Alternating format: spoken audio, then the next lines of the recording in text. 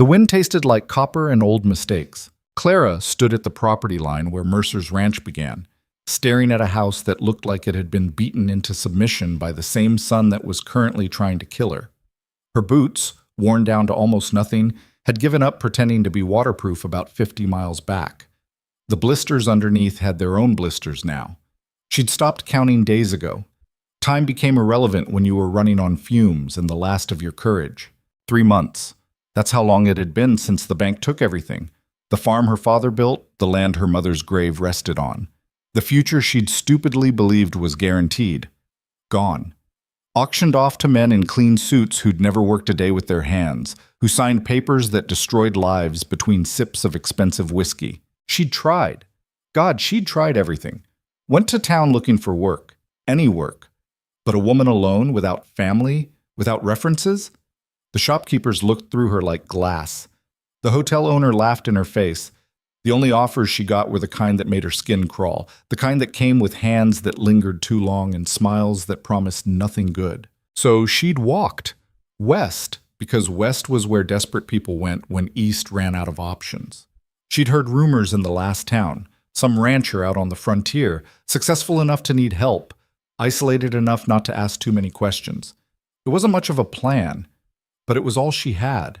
The house was bigger than she expected. 2 stories, wraparound porch, built from timber that had probably cost more than most people made in a year. But there was something off about it. The windows were clean, the structure sound, but it felt empty. Abandoned, almost. Like a body without a soul. She made herself walk forward. Each step hurt. Her feet, her pride, her sense of who she used to be. The woman who'd left that farm 3 months ago wouldn't recognize the person trudging up this drive. That woman had standards. This one just needed to not die. A man emerged from the barn before she reached the porch. Tall, maybe 40, with the kind of shoulders you got from actual labor. His face was weathered in a way that spoke of years under an unforgiving sun. Lines carved deep around eyes that didn't seem to miss much. Dark hair, gray starting at the temples. He moved like someone who'd learned not to waste energy on unnecessary motion. Lost? His voice matched his appearance. Rough, direct, no warmth in it. Looking for work. Her own voice came out raspier than intended. When had she last had water? Yesterday? Heard you might be hiring. He didn't answer right away.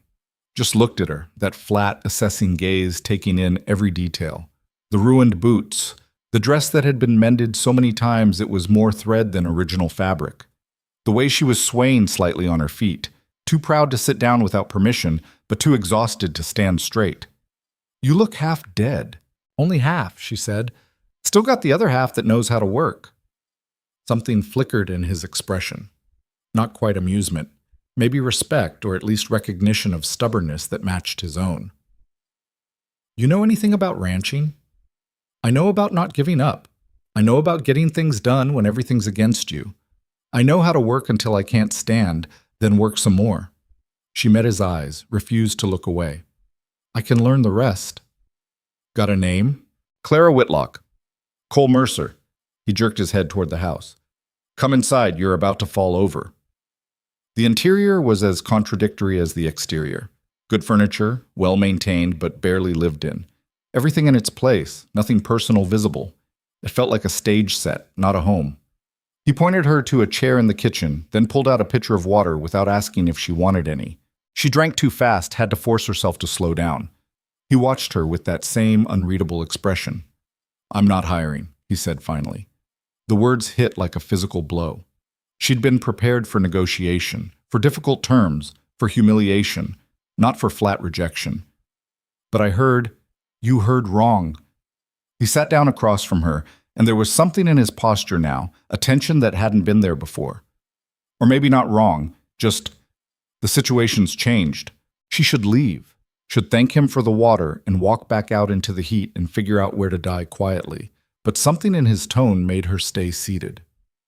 What situation? He was quiet for a long moment, fingers drumming once against the table before he caught himself and stopped. You married? The question was so unexpected she almost laughed. No. Attached? Promised to anyone? No. Family? Anyone who'd come looking for you? The question should have frightened her. Instead, it just made her tired. No, there's no one.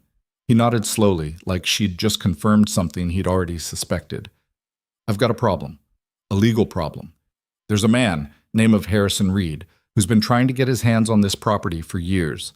Used every trick he could think of, offered to buy it, tried to find loopholes in the deed, even got the county to reassess my taxes 3 times, hoping I couldn't pay.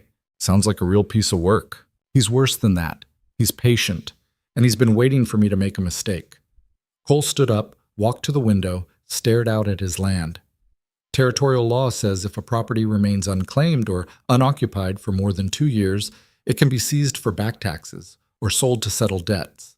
I've been fighting that designation, but Reed's got friends in the land office. They're claiming that since I'm unmarried, without family, this place isn't being properly established as a permanent homestead. That's arbitrary?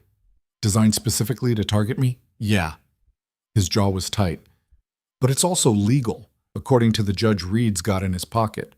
I've got until the end of this week to prove I'm establishing roots here, or they're going to force a sale. And guess who's got the winning bid ready to go? Clara felt something shift in her chest. She understood now why he'd asked those questions, why he was telling her this. You need a wife. I need someone willing to sign a marriage certificate and live here long enough to make the claim stick. He turned to face her. 6 months minimum. Maybe a year, depending on how hard Reed pushes back. It wouldn't be... I'm not asking for anything beyond what's on paper. Separate rooms. Your business stays yours, mine stays mine. But legally, publicly, it has to look real.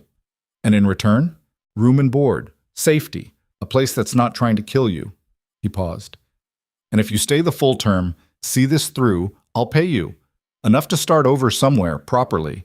Enough that you won't have to walk into another stranger's ranch begging for work. It was insane, absolutely insane. She didn't know this man, didn't know if he was telling the truth about any of this.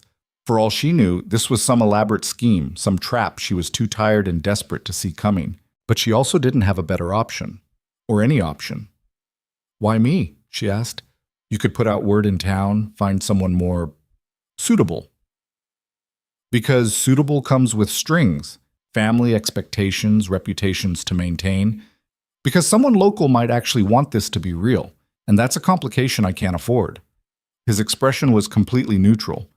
And because you look like someone with nothing to lose, that makes you honest, or at least honest about being desperate. You really know how to charm a woman. I'm not trying to charm you. I'm trying to be clear about what this is and what it isn't. He crossed his arms. Decision needs to be made fast. Reed's people are watching. If you show up as my wife, it needs to be immediate. Today. This afternoon, actually. I've got a judge coming at sunset who owes me a favor. One of the few county officials Reed hasn't bought yet. He'll make it legal, file the papers before anyone can interfere. Today? You want me to marry you today? I want you to sign a paper today. The marriage part is just what we call it. His eyes were steady on hers. You can walk away right now. I'll give you supplies, enough to make it to the next town. No hard feelings. Or you can stay, play this part for 6 months to a year, and walk away with enough money to actually build something. Your choice. Clara looked around the kitchen again.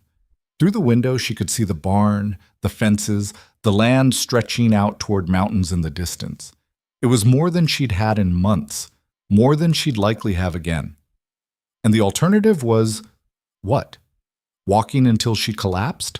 Taking one of those offers in town that would destroy what was left of her self-respect?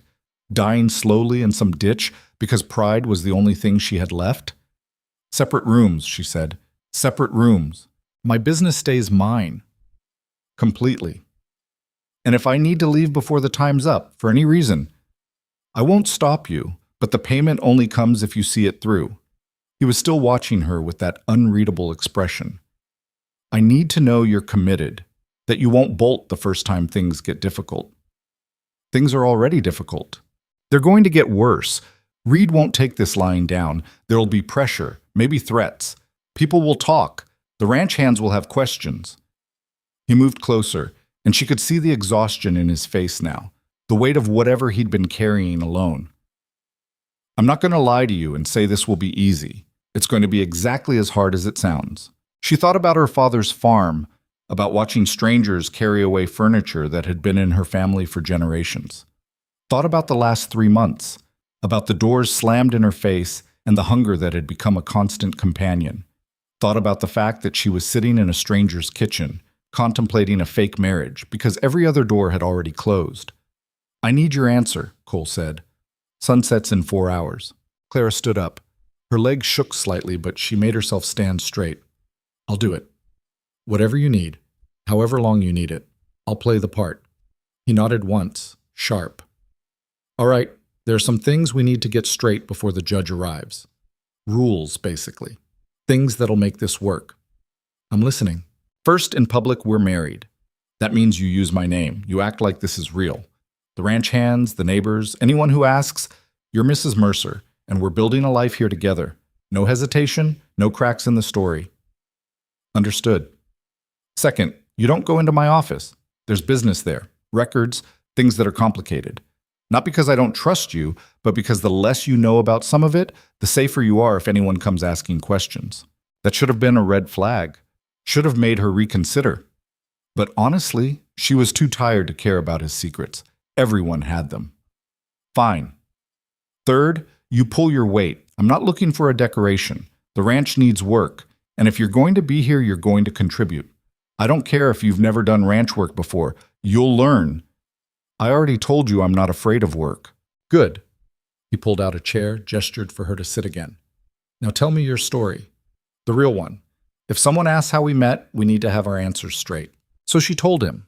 About the farm.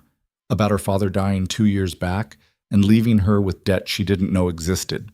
About the bank. About trying and failing to keep things running alone. About the auction. About leaving with nothing but what she could carry. She kept it factual. Emotionless. Just the facts, like reading from a ledger. He listened without interrupting, his expression never changing. When she finished, he was quiet for a moment. Here's what we'll say, he finally said. You're a widow. Husband died in a mining accident a year ago, left you with nothing. You came west looking for a fresh start, heard I was looking for help, and we found common ground. Got married quick because out here, practical makes more sense than romantic. Why a widow? Because it explains why you're alone, why you're willing to do this, and why you don't talk much about your past. People accept grief as a reason for silence. He met her eyes. And because if anyone digs into Clara Whitlock's history, they'll find the farm, the auction, all of it. But if they're looking for a widow named Clara Mercer, that's a different person, harder to trace. It made sense in a cold, calculating way. She nodded. The next 3 hours were a blur. Cole showed her to a room upstairs, large, well-furnished, with windows that overlooked the ranch. This is yours? Lock's on the inside of the door if you want it. There's clothes in the wardrobe that should fit. Belonged to my mother before she passed. Clean up, make yourself presentable. Judge will be here at sunset. She bathed for the first time in weeks, scrubbing away layers of dust and sweat and defeat. The dress in the wardrobe was simple but well made, dark blue with practical buttons. It fit well enough. She looked at herself in the mirror and barely recognized the face looking back. Thinner, harder, older than her 26 years. Downstairs, she found Cole had changed too. Clean shirt, dark vest, like he was heading to a business meeting rather than a wedding. He looked her over, nodded once. You'll do. Try not to swoon from the romance, she said dryly. His mouth twitched, almost a smile. Judge will be here soon. You're sure about this? Are you? I asked first.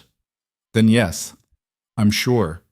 She wasn't, not really, but turning back now seemed worse than going forward.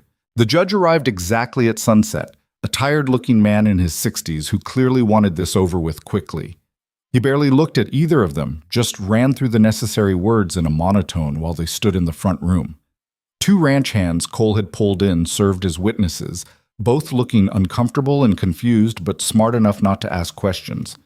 Do you, Cole Mercer, take this woman to be your lawfully wedded wife? I do. Do you, Clara Whitlock, take this man to be your lawfully wedded husband? She looked at Cole. His face was impassive, giving away nothing. This was it. The moment where she traded whatever future she might have had for survival in a stranger's name. I do. Then by the power vested in me by the territory, I pronounce you husband and wife. Sign here." The pen felt heavy in her hand. She signed Clara Whitlock one last time, then beneath it, Clara Mercer. The ink was still wet when the judge blotted it, folded the certificate, and handed Cole a copy. "Congratulations," he said, though his tone suggested he didn't believe in congratulations for arrangements like this. "I'll file this first thing tomorrow morning. Should be official by end of week." Cole handed him an envelope, payment, presumably, and walked him to the door. The ranch hands left too, muttering to each other. And then it was just the two of them, standing in a room that felt cavernous and empty, legally bound to each other and still complete strangers. "Well," Clara said into the silence. "That's done." "That's done," Cole agreed. He moved to the window, looked out at the darkening land. "You should get some rest. Tomorrow starts early around here." "What time?" "Before dawn. There's coffee in the kitchen. Help yourself whenever you wake up. I'll introduce you to the hands properly, show you around, explain how things work." She nodded, started toward the stairs, then stopped. "Cole?" He turned. "Thank you for the chance. I know this isn't what you wanted either, but thank you." His expression was unreadable in the fading light. "Don't thank me yet. You haven't seen what you've signed up for." That should have worried her more than it did. But Clara was too exhausted to worry, too wrung out to do anything but climb the stairs to her room, lock the door, and fall onto the bed fully dressed. She was married, to a stranger, in a deal made out of mutual desperation. What could possibly go wrong? The answer came faster than she expected. She woke to shouting. The sun wasn't up yet, just the gray light of pre-dawn filtering through her window. For a disoriented moment, she didn't know where she was. The room was unfamiliar, the bed too comfortable, everything wrong. Then memory crashed back. The ranch. The marriage. Cole. More shouting from outside. Men's voices, angry. She got up, still in yesterday's dress, and moved to the window. In the yard below, she could see Cole facing off with three men she didn't recognize. Even from here, she could read the tension in his posture. She should stay inside. This wasn't her business. Except it was now, wasn't it? She was Mrs. Mercer. Whatever happened to him, happened to her. Clara made her way downstairs and out the front door. The morning air was cold, sharp enough to clear the last fog of sleep from her head. The three men turned to look at her as she approached, and she didn't like what she saw in their faces. "Well," one of them said, smiling in a way that made her skin crawl. "This must be the new Mrs. Mercer we've been hearing about." "Clara?" Cole said, his voice tight with warning. "Go back inside." She ignored him, stopped beside him instead. Up close, the three men looked exactly like what they were. Hired muscle, trying to dress up as legitimate businessmen. "Can I help you gentlemen with something?" "Just wanted to meet Cole's new bride," the same man said. He was the leader, clearly. Mid-40s, expensive coat, smile that never reached his eyes. "Name's Tom Fletcher. I work for Harrison Reed. We're business associates of your husband's." "Strange time for a social call," Clara said. "Strange time for a wedding, too." Fletcher's smile widened. "Funny thing, Cole here spent years swearing he'd never marry, that he didn't need anyone, that this ranch was all he needed. Then suddenly, right when there's legal questions about his claim, he produces a wife out of nowhere. Quite the coincidence." "People change their minds," Cole said flatly. "Sure they do, though usually there's some kind of courtship involved. Romance. People see it coming." Fletcher's eyes moved between them. "But you two?" Nobody in town had heard a thing about Cole Mercer courting anyone. Then yesterday, out of the blue, the judge files a marriage certificate. That's suspicious. Clara felt her heart hammering but kept her face neutral. "I don't see how our private business is any of your concern. It becomes my concern when it affects legal proceedings, when it looks like fraud designed to circumvent proper legal channels." Fletcher took a step closer.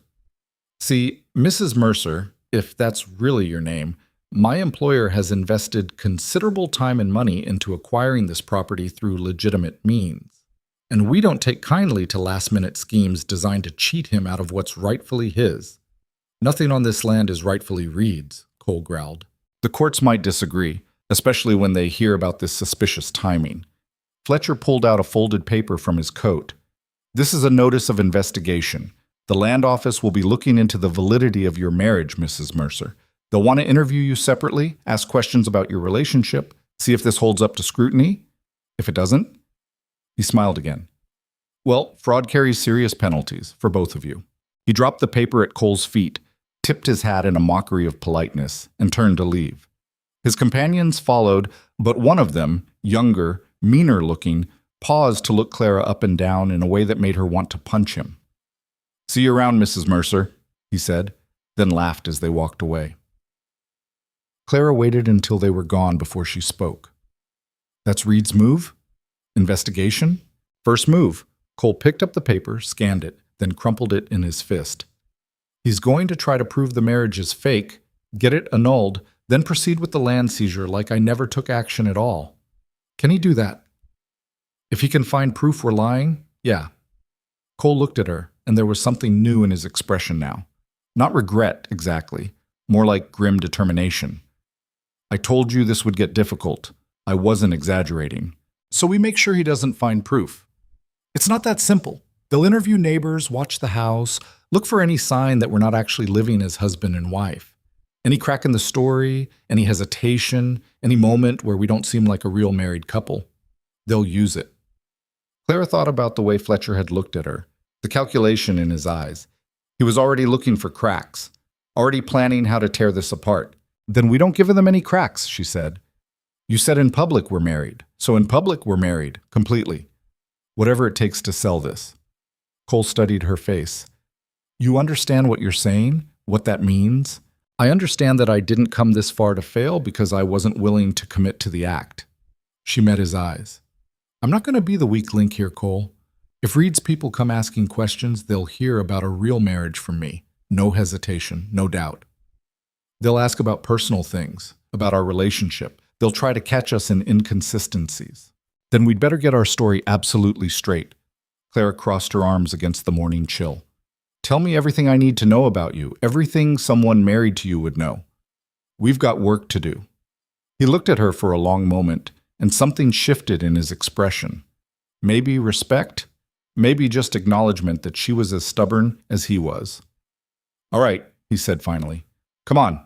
We've got a lot to cover, and Reed's people will be back sooner than we'd like."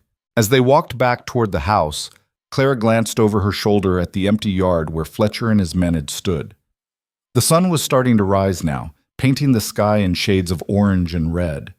She'd thought the hard part was accepting Cole's proposal. Turned out that was just the beginning. The real work, the real gamble, was only starting now. The kitchen smelled like coffee and tension. Clara sat across from Cole at the same table where, less than 24 hours ago, she'd agreed to this arrangement. Now, with Fletcher's threat hanging over them like a noose, that decision felt both more real and more dangerous than it had in the desperate haze of yesterday. Cole had a notebook open between them, pen in hand. "We need to establish a timeline, so he said.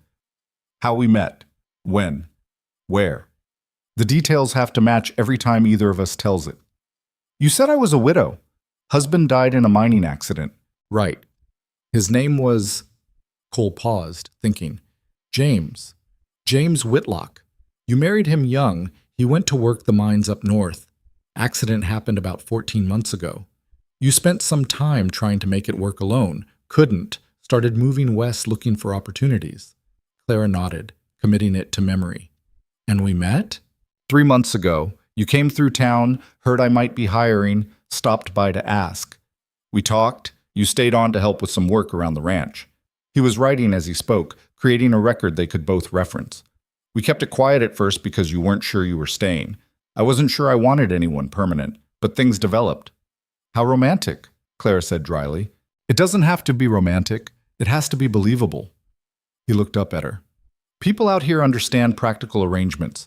Two people who needed something, found it in each other, decided to make it official. That works. What about before 3 months ago?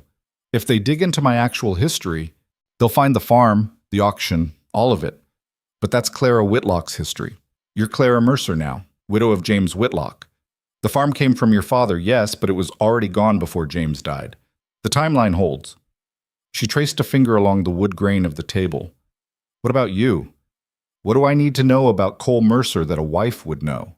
He leaned back, and for the first time since she'd met him, he looked uncomfortable. Not scared, Cole didn't strike her as someone who scared easily, but definitely out of his depth. What kind of things? Everything. Your past, your family, how you got this ranch, why you're still unmarried at, what, 40? 38, he corrected. And I stayed unmarried because marriage seemed like a complication I didn't need. Well, you've got one now, so start talking. He was quiet for a moment, organizing his thoughts. I'm originally from Missouri. Came west 12 years ago with enough money to buy land and enough sense not to throw it away on the first pretty piece of nothing someone tried to sell me. Spent 2 years working other people's ranches, learning the territory, figuring out what land was actually worth something. And this place? Bought it from a man who was heading back east, didn't want to deal with frontier life anymore. He'd built the house, started the ranch, then his wife died and he lost his taste for it. Sold it to me for less than it was worth just to be done with it. Cole's expression darkened. That's when the trouble started. Harrison Reed had his eye on this property for years. Good water access, protected valley, close enough to town for supply runs, but far enough out to run cattle without interference. When the previous owner wouldn't sell to him, Reed waited him out, figured grief would make him desperate. Then I showed up and bought it before Reed could make his move. He's held a grudge for 12 years? Reed doesn't do grudges. He does business. And in his mind, this land should be his. Everything he's done since, the legal challenges, the tax reassessments, the constant pressure, it's all been working toward that goal, getting me off this property by any means necessary. Clara absorbed this, fitting the pieces together. What about family, parents, siblings? Parents are dead. Father died when I was 15, mother about 7 years back. No siblings, no cousins I keep in touch with. It's just me. That's going to make them suspicious. No family, no ties, then suddenly you're married? Which is why we lean into the practical angle. I'm not getting younger. Ranch needs stability. You needed security. We're both practical people who made a practical choice. He met her eyes. They can be suspicious all they want. Suspicious isn't proof. What else? Clara pressed. Personal things. Things a wife would notice. He looked distinctly uncomfortable now. Like what? I don't know, how you take your coffee, what side of the bed you sleep on, whether you snore, the little details that come from actually living with someone. Coffee black, no sugar. I sleep on the right side out of habit from years of sleeping alone. And I don't know if I snore because there's never been anyone around to tell me. Well, you don't, Clara said. Or at least, not loud enough for me to hear through the walls last night. Something flickered across his face, maybe surprised that she'd thought to listen, or that she was taking this seriously enough to notice details like that. What about you? What do I need to know about my wife? The word felt strange, wrong in her mouth when he said it like that, but she pushed past the discomfort. I like my coffee with cream if there is any, black if there isn't. I sleep on my left side. I wake up early because years of farm work trained it into me. I can cook, clean, mend clothes, handle livestock, and work until my hands bleed if that's what needs doing. Anything else? Things that aren't about work? She hadn't expected that question, hadn't expected him to care about anything beyond the practical details. I read when I can. Don't have much patience for idle gossip. I've got a temper, but I've gotten good at controlling it because losing control out here gets you nowhere. She paused. And I don't like being lied to.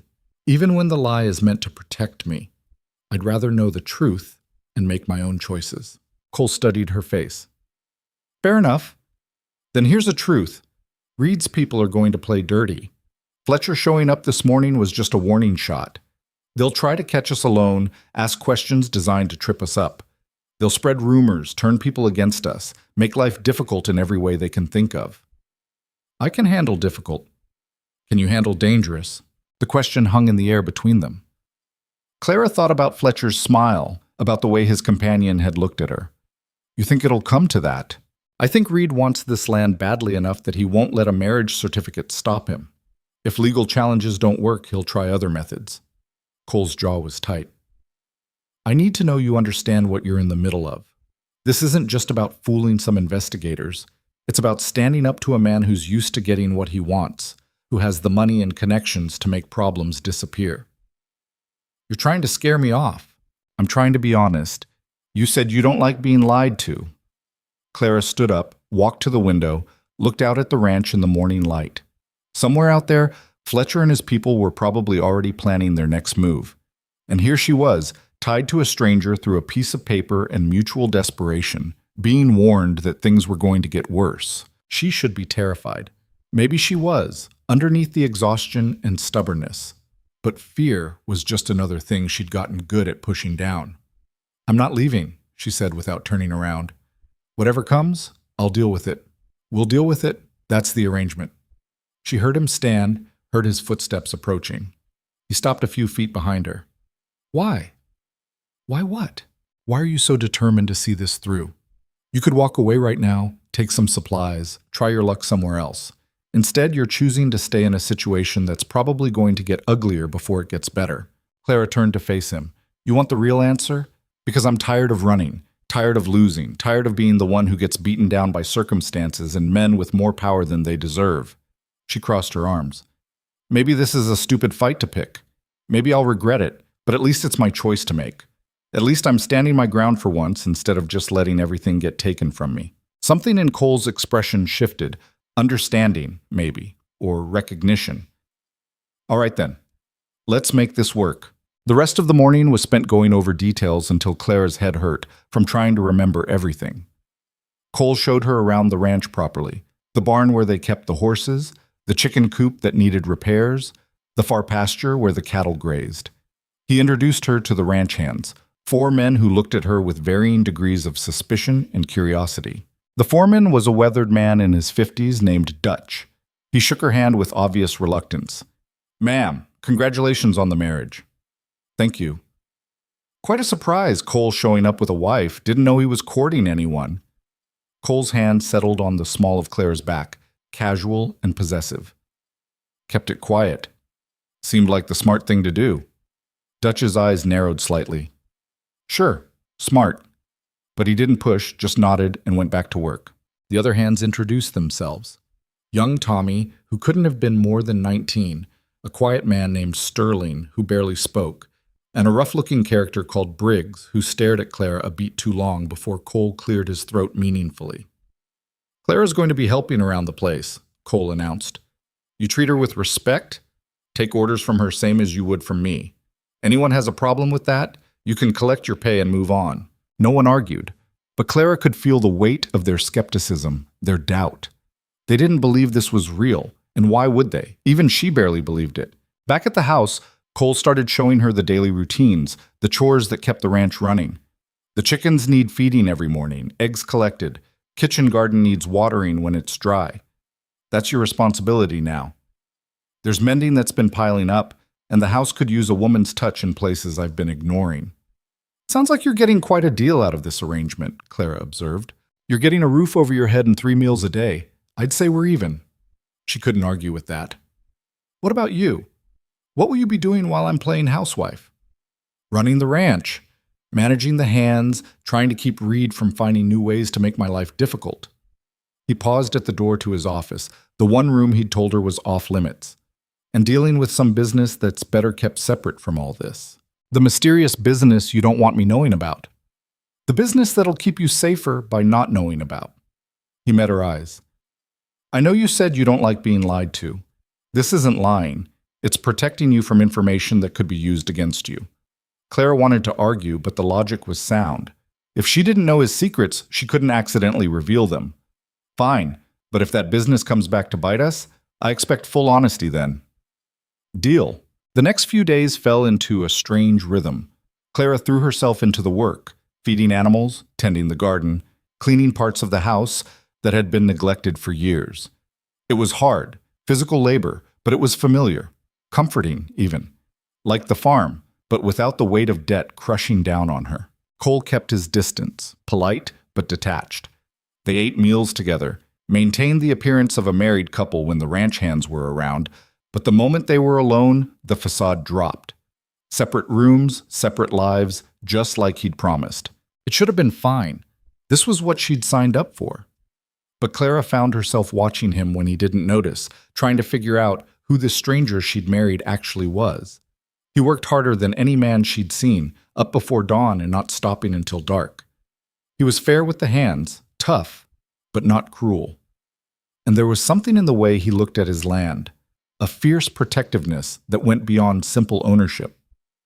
On the fourth day, a woman came calling. Clara was in the garden when she heard the wagon approach. She straightened, shading her eyes against the afternoon sun, and saw a well-dressed woman climbing down from the driver's seat. Mid-30s, expensive clothes, the kind of confident bearing that came from never having to worry about where your next meal was coming from. "You must be Clara," the woman said, not bothering with a greeting. "I'm Margaret Lawson.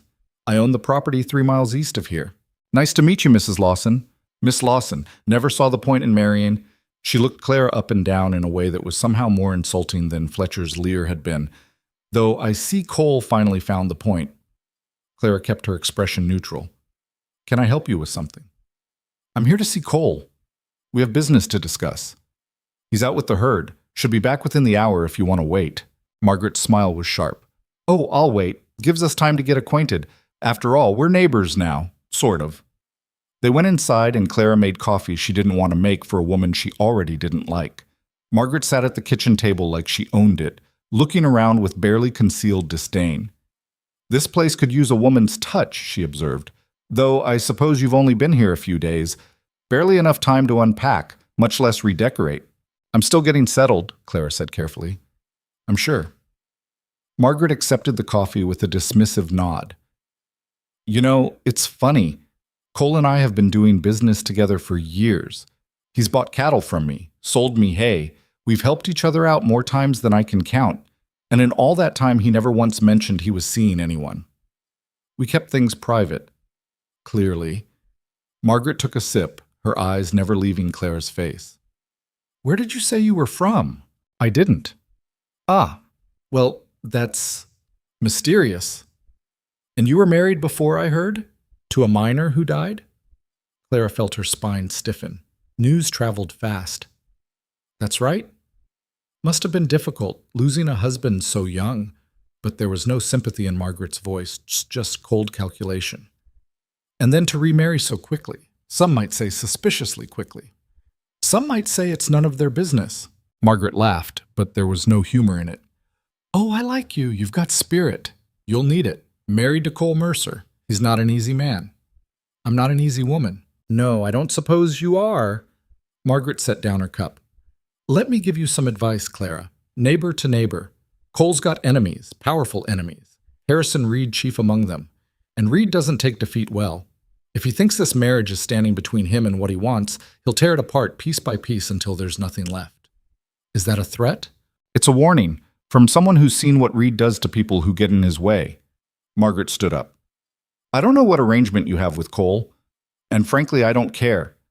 But if you're smart, you'll take whatever he's paying you and leave before things get ugly, because they will get ugly." Before Clara could respond, the front door opened. Cole walked in, saw Margaret, and his expression went carefully blank. "Margaret, didn't expect to see you today. Thought I'd come by and meet your new bride. Make sure she knows what she's gotten herself into." Margaret moved toward the door, paused next to Cole. "We should talk about the Reed situation, privately." "There's nothing to talk about. I've got it handled." "Do you? Because from where I'm standing, you've just made it personal, and Reed has a way of making personal very painful." She glanced back at Clara. "Nice meeting you, Mrs. Mercer. I'm sure we'll see each other again."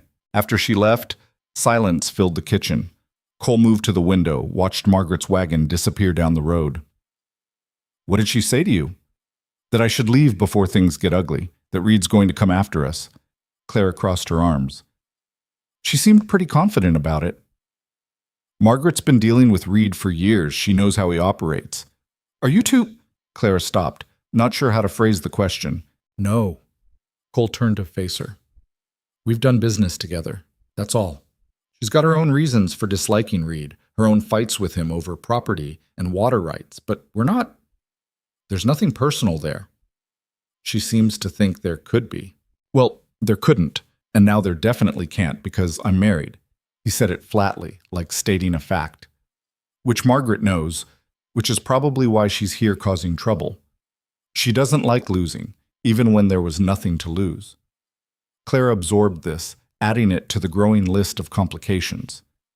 "She's right, though, isn't she, about Reed, about this getting uglier?" "Probably." Cole moved closer, and there was something in his eyes she hadn't seen before. Concern, maybe. You holding up all right? It was the first time he'd asked.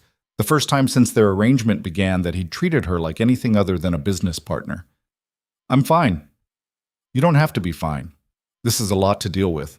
I said I could handle it. I meant it. But even as she said it, Clara felt the weight of the last few days pressing down on her. The constant performance, the watchful eyes of the ranch hands, Fletcher's threats, and Margaret's warnings, and the knowledge that she was walking a razor's edge between survival and disaster. Cole was still watching her. There's a town gathering this weekend. Dance and social at the church hall. We should go.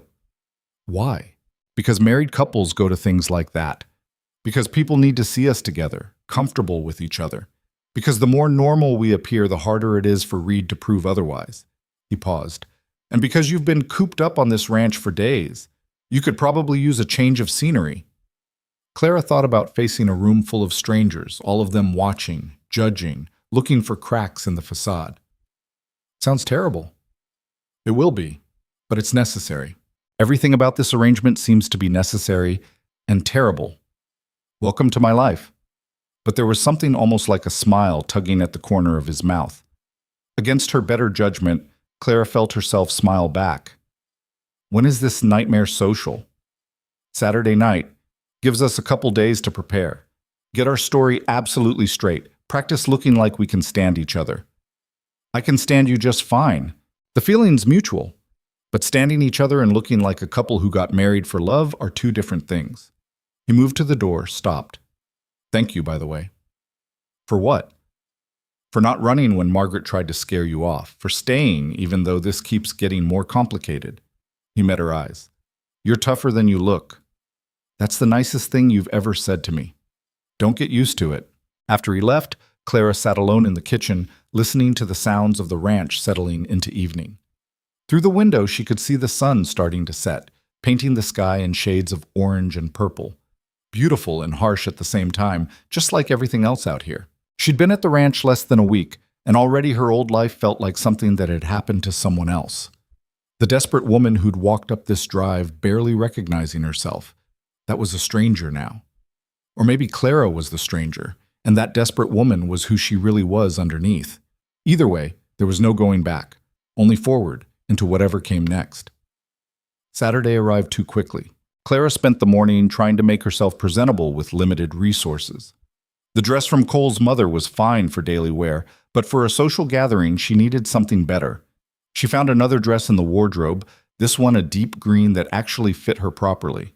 With her hair pinned up and her face cleaned of the dust and work of ranch life, she looked almost respectable. Cole was waiting downstairs in clean clothes, hair combed back, looking uncomfortable in the formal attire. Ready? No, but let's go anyway. The ride into town was quiet.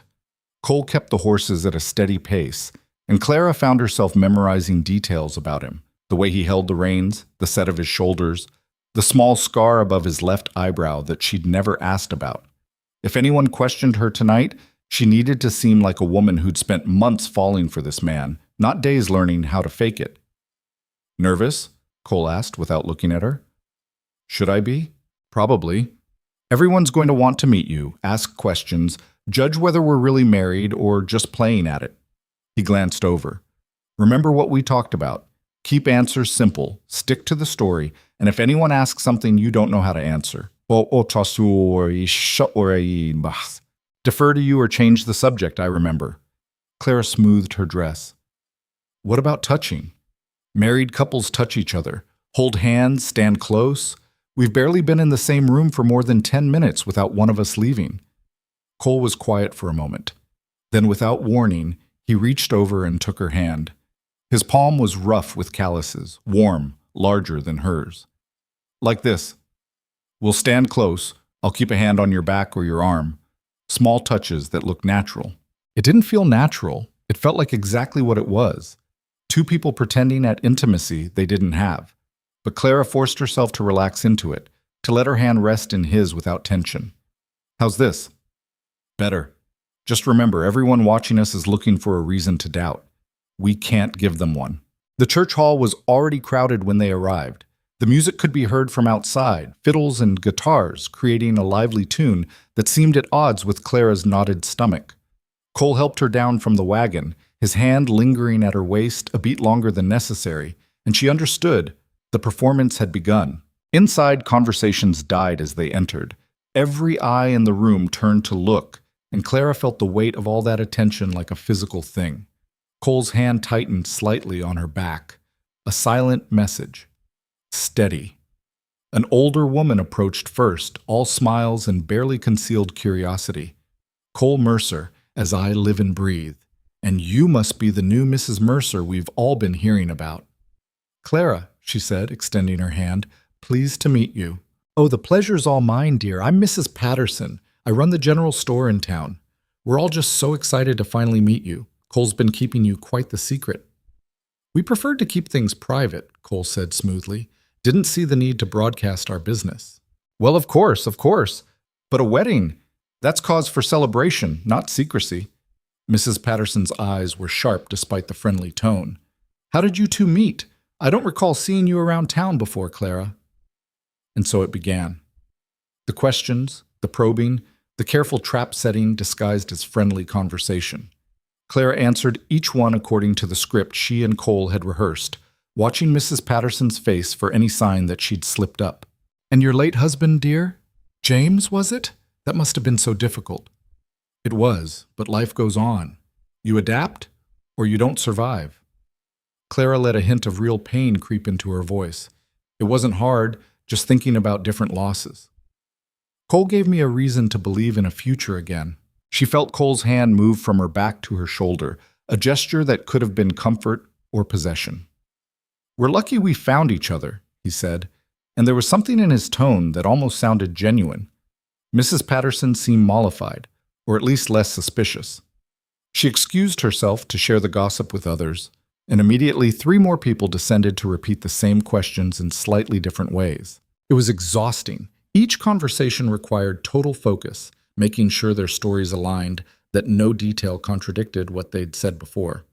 Clara found herself grateful for Cole's presence beside her, the solid reminder that she wasn't doing this alone. Then Harrison Reed walked in. Clara recognized him immediately, even though they'd never met.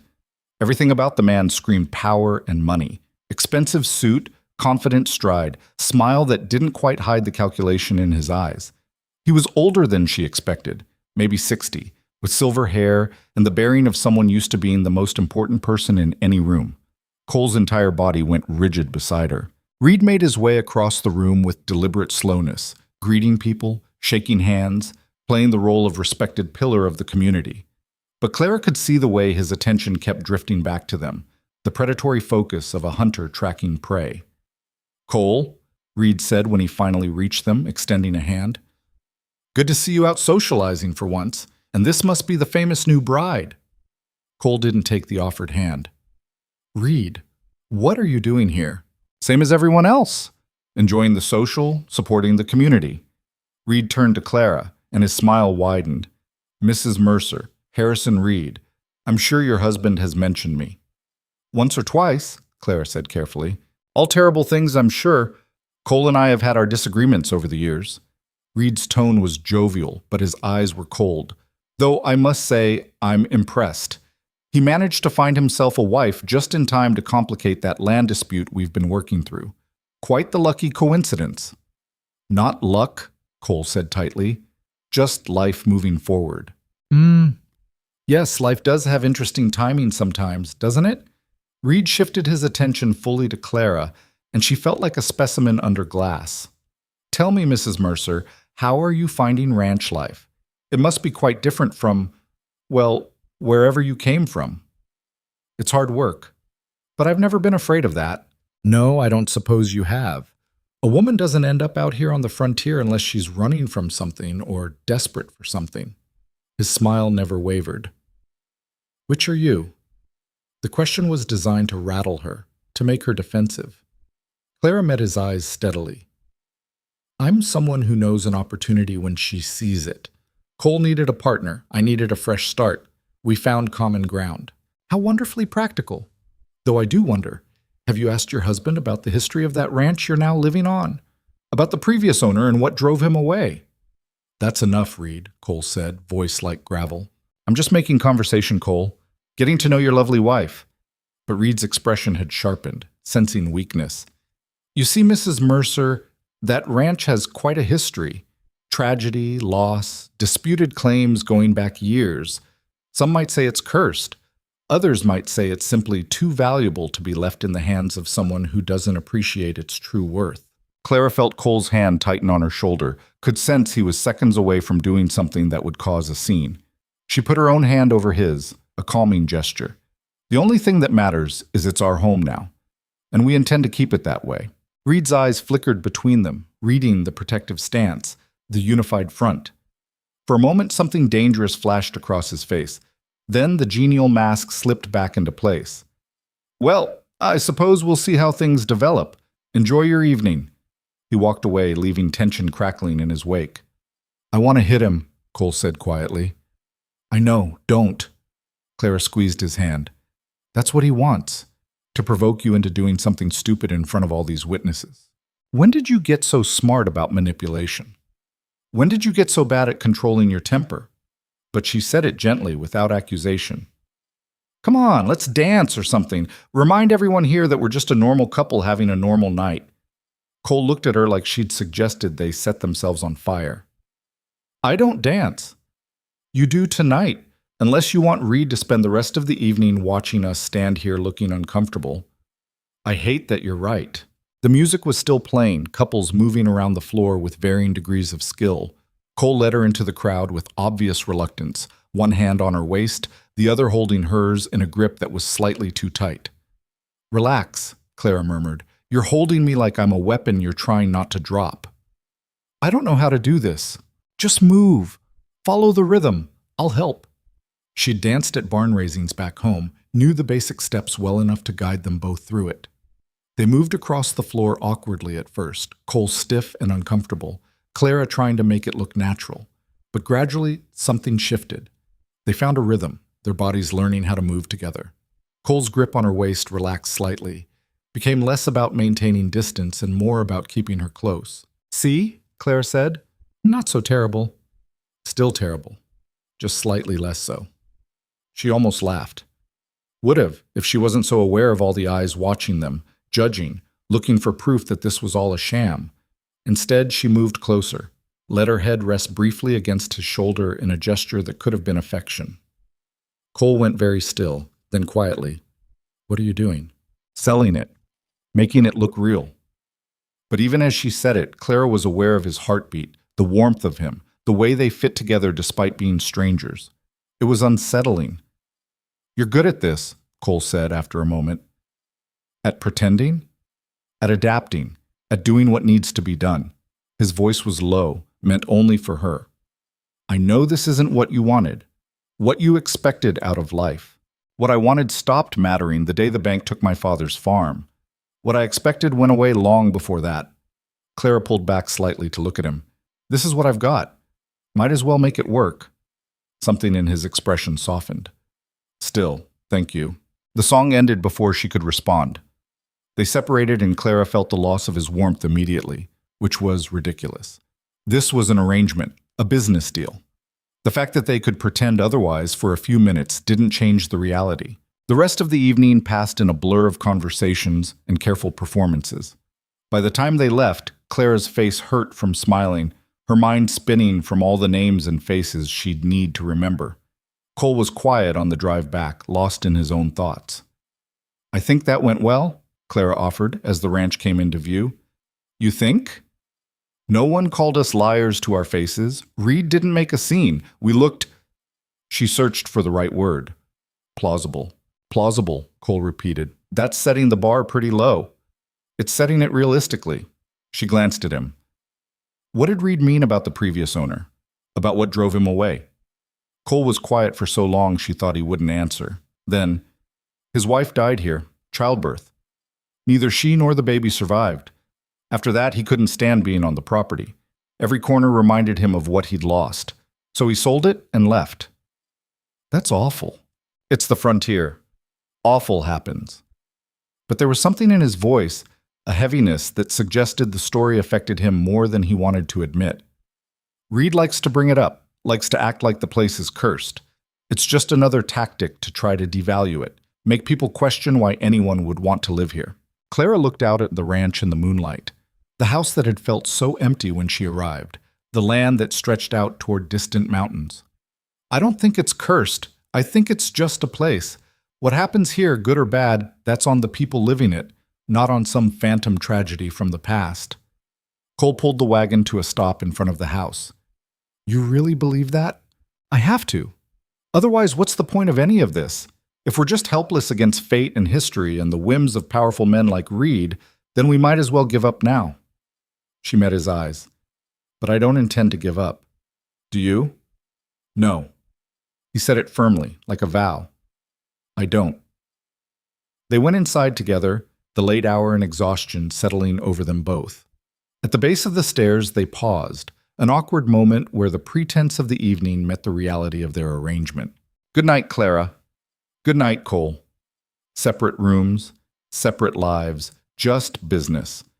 But as Clara lay in bed that night, unable to sleep, she kept thinking about the dance, about the feel of his hand on her waist, the steady rhythm of his heartbeat, the way they'd moved together like they'd done it 1,000 times before. It didn't mean anything. It couldn't mean anything. But somewhere in the darkness, doubt crept in. And with it, the dangerous question she'd been avoiding since this whole thing started. What if pretending wasn't enough? What if somewhere along the line, the act became real? She pushed the thought away, pulled the blanket tighter, and forced herself toward sleep. There would be time enough to worry about complicated questions later. Right now, surviving was complicated enough. Morning came too early, dragging Clara from restless dreams into the cold reality of dawn. She dressed quickly, splashed water on her face, and made her way downstairs to find Cole already gone. Coffee sat warming on the stove, a concession to domesticity that felt almost thoughtful. She poured herself a cup and stood at the window, watching the ranch wake up under a sky threatening rain. The dance had been 2 days ago, but the weight of it still hung over everything. She'd played her part well, too well maybe. Every time she closed her eyes, she felt Cole's hand on her waist, heard the low rumble of his voice meant only for her ears. It was getting harder to remember where the performance ended, and something real began. The door opened behind her. Cole, hat in hand, dirt already on his boots. Thought you'd still be asleep. Couldn't. He moved to pour his own coffee, and they stood in silence that wasn't quite comfortable but wasn't hostile either. Something in between, undefined and complicated. Dutch came to me this morning, Cole said finally. Asked some questions about you. About us. Clara's stomach tightened. What kind of questions? The suspicious kind. Wanted to know why you never came to town before the wedding. Why none of the hands had heard about you until you showed up as my wife. He took a long drink. I gave him the same story we've been telling everyone else. Don't think he bought it. You think he'll cause trouble? Dutch is loyal to the ranch, not to me personally. If he thinks something's off, he'll watch. Wait. And if he finds proof we're lying, he'll use it however benefits him most. Cole set down his cup. We need to be more careful. No more separate lives when anyone might see. This has to look real all the time, not just when we're putting on a show. What are you saying? I'm saying we need to actually live like we're married. Eat meals together. Spend time in the same room. Act like two people who chose this instead of two strangers sharing a house. He ran a hand through his hair, frustrated. I know it's not what we agreed to, but Reed's people are watching. Dutch is watching. Half the town is probably watching. We can't afford any cracks. Clara understood the logic, hated it, but understood it. Fine. What do you want me to do differently? Start with breakfast. We eat together, talk like normal couples talk. Then you come with me to check the north fence. It needs repairs, and having you there makes it look like we enjoy each other's company. Do we? The question came out before she could stop it. Cole looked at her, and something complicated passed across his face. I don't know yet. Ask me again in a month. They fell into the new routine slowly, awkwardly. Breakfast together became a daily exercise in small talk and forced normalcy. Clara learned that Cole read the newspaper when he could get one, that he had strong opinions about cattle breeding, that he'd broken his left arm twice and it ached before storms. Small details that felt both intimate and meaningless. Working alongside him was easier. Out on the ranch, they had purpose, tasks that needed doing. Clara proved she could handle hard labor, could mend fence and move livestock and work until her hands were raw. Cole stopped treating her like she might break, started giving her real responsibility. "You're good at this," he said one afternoon as they finished repairing a section of fence. "Better than I expected." "You thought I'd be useless? I thought you'd be competent. You're better than that." He wiped sweat from his forehead. "Where'd you learn to work like this?" "My father's farm. He didn't have sons, so I learned to do everything. Plowing, planting, animal husbandry, repairs, all of it." She flexed her sore hands. He used to say a person who couldn't fix what broke wasn't worth much on a farm. Smart man. He was, just not smart enough to avoid bad loans and worse business partners. The bitterness crept into her voice before she could stop it. All that work, all those years, and it still wasn't enough. Someone else always has more power, more money, more ways to take what you've built. Cole was quiet for a moment. "That's why you're here. Why you said yes to this. It's not just about survival, it's about not letting them win." "Them?" "People like Reed. People who think power and money mean they own everything and everyone." He met her eyes. "I get it. That's why I'm fighting too." It was the most honest conversation they'd had since the marriage. Clara felt something shift between them, a tentative understanding that went beyond their arrangement. "Cole, rider coming," he interrupted, looking toward the eastern road. Clara followed his gaze and saw a horse approaching fast, dust trailing behind it. As it got closer, she recognized Dutch on the saddle, his face grim. He pulled up hard, the horse snorting and stamping. "We've got a problem. Found 6 head missing from the south pasture this morning. Fence was cut, cattle driven off sometime during the night." Cole's entire demeanor changed, going cold and hard. "Rustlers? Or someone wanting to look like rustlers?" Dutch dismounted, and Clara saw the anger in his weathered face. "Coincidence this happens right after Reed makes noise about your land claim?" "There's no such thing as coincidence where Reed's concerned." Cole was already moving toward his horse. "Get the hands together. We're going after them." "Cole?" Clara started. "Stay here. Lock the doors. Don't open them for anyone you don't know." He swung into the saddle, then looked down at her. "I mean it, Clara. If this is Reed making a move, it might not just be about the cattle." Fear spiked through her, but she kept her voice steady. "How long will you be gone?" "As long as it takes. Could be a few hours, could be overnight." He hesitated, then added, "You'll be all right?" "I've handled worse than being alone." He nodded once, then rode off with Dutch. Within minutes, the other hands joined them, and Clara watched them disappear toward the southern range, armed and ready for trouble. The house felt enormous and empty once they were gone. Clara went through the motions of her daily work, but her mind kept circling back to Cole's warning. If this wasn't just rustlers, if Reed was escalating beyond legal challenges to actual violence, then everything had just gotten significantly more dangerous. She was pulling laundry off the line when she heard the second horse. This one came from the west, moving slower. Clara's hand went to the rifle Cole had left leaning against the porch rail, her heart hammering. The rider came into view, and she recognized Margaret Lawson's expensive mare. Margaret dismounted with practiced ease, looked at Clara holding the rifle, and smiled. "Expecting trouble, Mrs. Mercer." "Just being cautious." Clara didn't lower the weapon. "Cole's not here." "I know. I saw him and the hands riding south. Heard about the missing cattle." Margaret tied her horse and approached the porch uninvited. "That's actually why I'm here. We need to talk." "About what?" "About the fact that you're in over your head, and you don't even realize it yet." Margaret's expression was serious now, the usual condescension replaced by something almost like concern. "Can we talk inside? What I have to say isn't for casual eavesdropping." Every instinct told Clara to refuse, to send Margaret away, and wait for Cole to return. But curiosity won out. She led Margaret inside, keeping the rifle close, and gestured to the kitchen table. "Coffee?" "No, thank you. This won't take long." Margaret sat down, folded her hands on the table. "I'm going to be direct with you, Clara. This marriage of yours, it's not fooling anyone who matters. Reed knows it's a sham. So do I. So does half the county." Clara's grip tightened on the rifle. "That's quite an accusation." "It's not an accusation, it's a fact. The timing was too convenient, your history too vague, Cole's behavior too sudden. The only question is why you agreed to it. Margaret leaned forward. I'm guessing desperation. You needed money, security, a way out of whatever hole you'd fallen into. Cole needed a wife on paper to protect his land claim. Mutually beneficial arrangement. Even if that were true, it is true. And the reason I'm here is to tell you that it won't work. Reed has investigators looking into your past right now. They'll find the farm, the auction, the timeline that doesn't quite match up with Cole's story about a grieving widow. They'll find the inconsistencies, and when they do, they'll use them to invalidate the marriage and proceed with seizing the ranch.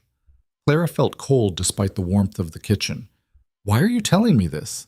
Because I don't like Reed any more than Cole does. Because that land should stay with Cole, not fall into Reed's greedy hands. And because you seem like a decent woman who got caught up in something bigger than she realized. Margaret's expression softened slightly. I'm offering you a way out. Leave now, today. I'll give you money, enough to start over somewhere far from here. In return, you make a statement that the marriage was coerced, that Cole forced you into it. That gives him a legal out too, and actually might generate enough sympathy that the court delays Reed's seizure. You want me to betray him. I want you to save yourself. And possibly save him in the process, though Cole's too stubborn to see it that way. Margaret stood up. This is a one-time offer, Clara. Once Reed's investigators find what they're looking for, you won't have the option to leave cleanly. You'll be implicated in fraud, possibly face charges. Is protecting Cole Mercer's ranch worth that risk? Clara's mind raced. Margaret was right about the danger. She'd known from the beginning that this could blow up spectacularly. But the idea of running, of betraying Cole's trust and validating every suspicious whisper in town made her stomach turn. No, she said quietly. No. I'm not leaving, and I'm not making any statements against Cole. Clara set the rifle down but kept herself between it and Margaret. This is my choice, my risk to take. Whatever happens, I'll face it. Margaret stared at her for a long moment, then shook her head. You're either very brave or very stupid. I haven't decided which. Probably both. Clara moved toward the door, a clear dismissal. Thank you for the offer, but I'm staying. Then you're a fool. Margaret walked to the door, paused. When this falls apart, and it will fall apart, don't say I didn't warn you. After she left, Clara stood alone in the kitchen, hands shaking from adrenaline and doubt. Margaret's words echoed in her head, poking at every insecurity she'd been trying to ignore. What was she doing? Why was she risking everything for a man she barely knew, for a piece of land that wasn't even hers? But even as the question circled, she knew the answer. She was staying because running was what she'd been doing for months, and it had gotten her nowhere. She was staying because for the first time since losing her father's farm, she felt like she was fighting back instead of just surviving. She was staying because the thought cut off as she heard horses returning. Clara grabbed the rifle and went to the porch. Cole and the hands were back, driving the missing cattle before them. But Cole's face was dark with anger, and Dutch had blood on his sleeve. She ran down to meet them. What happened? Found the cattle about 5 miles south. Found the men who took them, too. Cole dismounted stiffly, and Clara saw bruises forming on his face. They put up a fight. Are you hurt? Nothing serious. Dutch took a knife to the arm, but he'll live. He looked at her more closely. What's wrong? You look like you've seen a ghost. Margaret was here. Clara hesitated, unsure how much to say in front of the hands. Cole understood immediately. Dutch, get those cattle settled and have Sterling look at your arm. Everyone else, back to your regular work. He waited until they'd moved off, then turned to Clara. What did she want? They went inside, and Clara told him everything. About the investigators, about Margaret's offer, about the warning that it was all going to fall apart. Cole listened without interrupting, his expression growing darker with each word. She's trying to help Reed, he said when Clara finished. Offering you a way out makes her look sympathetic, while still accomplishing Reed's goal of getting rid of you and invalidating the marriage. That's what I thought too. But Cole, what if she's right about the investigators? What if they find something that proves we're lying? Then we deal with it when it happens. He moved to the window, stared out at his land with that fierce protectiveness Clara was starting to recognize. I'm not giving up. Not because of threats or investigators or Reed's money. This ranch is mine. I've bled for it, fought for it, Built it into something worth having, and I'm not letting it go without a fight.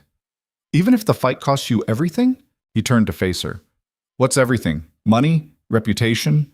Those things don't mean much out here. Land means something. Standing your ground means something. Not letting powerful men bully you into surrender means something. His eyes were intense on hers. You understand that.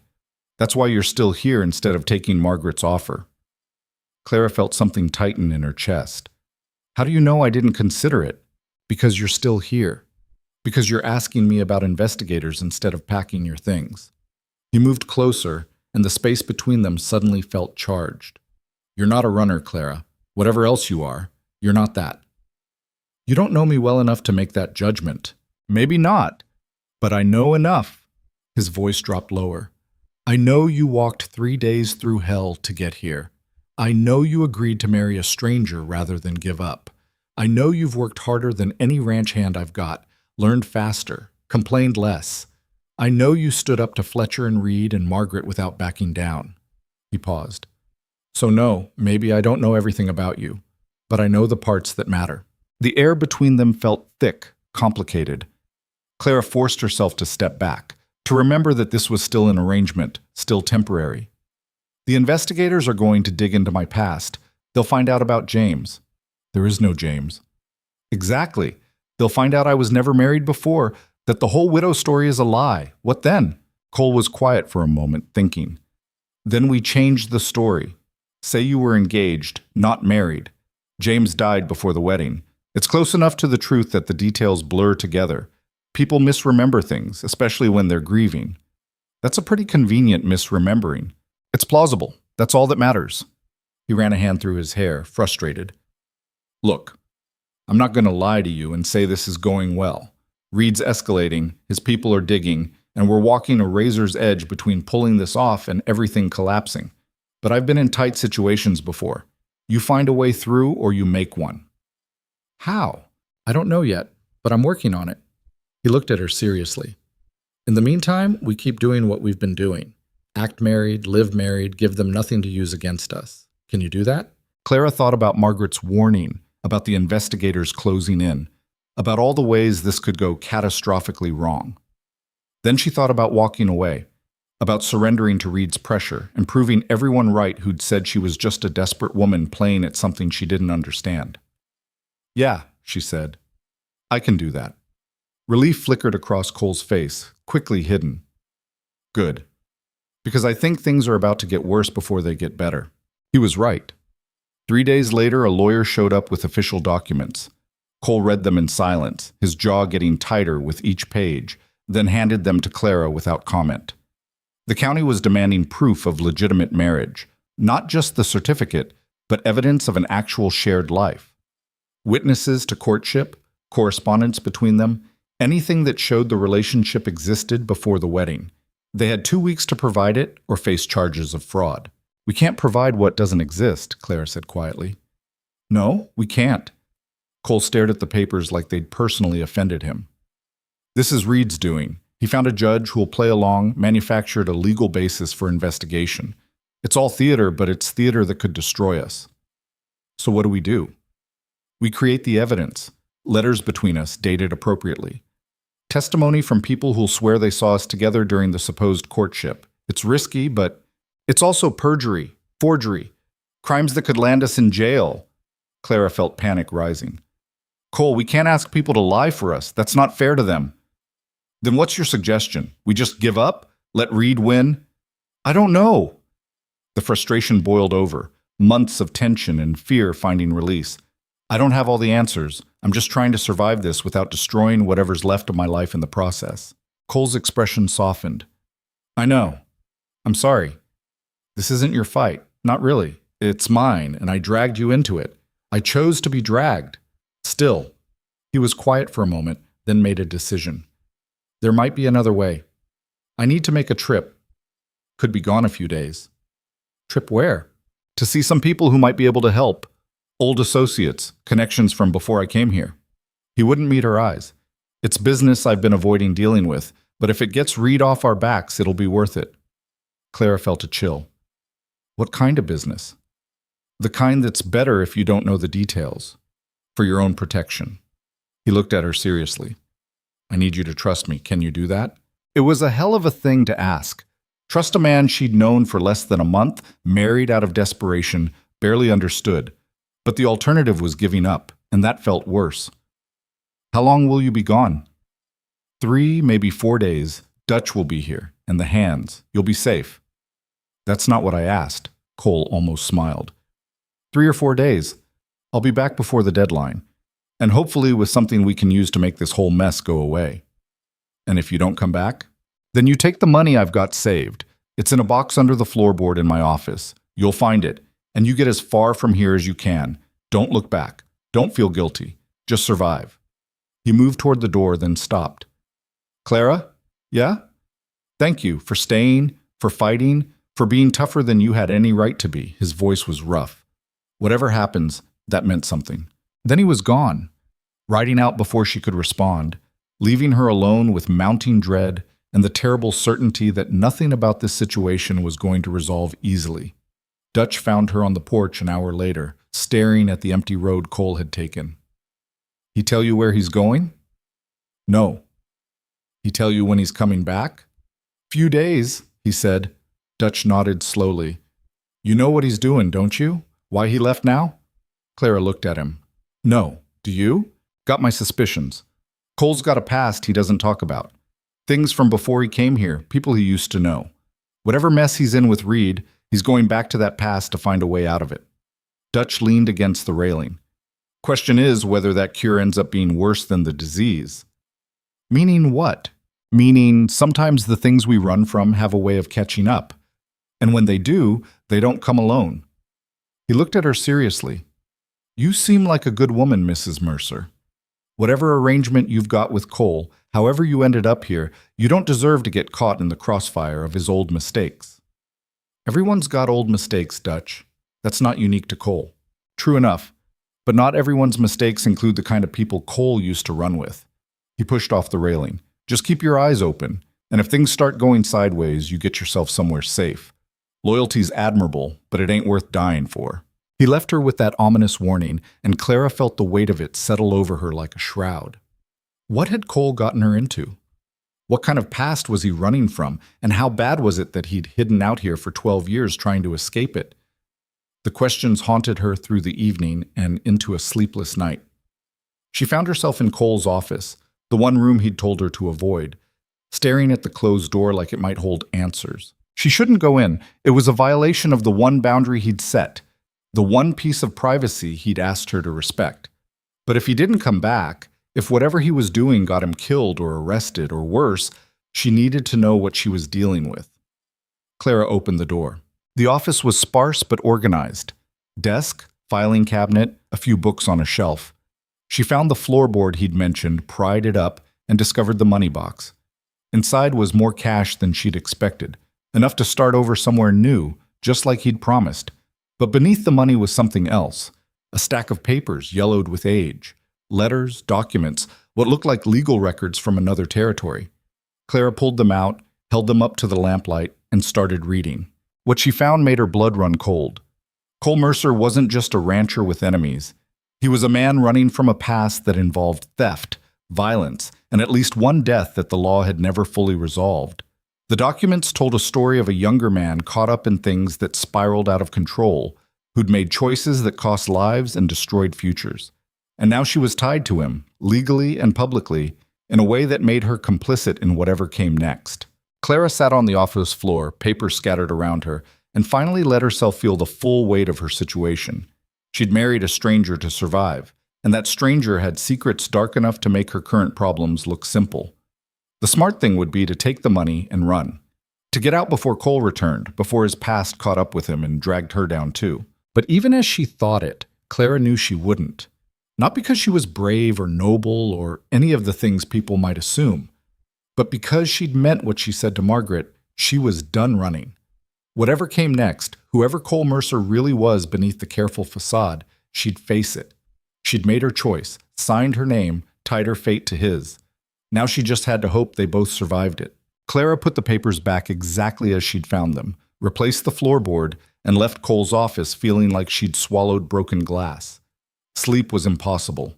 She spent the night pacing her room, trying to reconcile the man she'd been living with, hardworking, direct, protecting what was his, with the younger version described in those documents.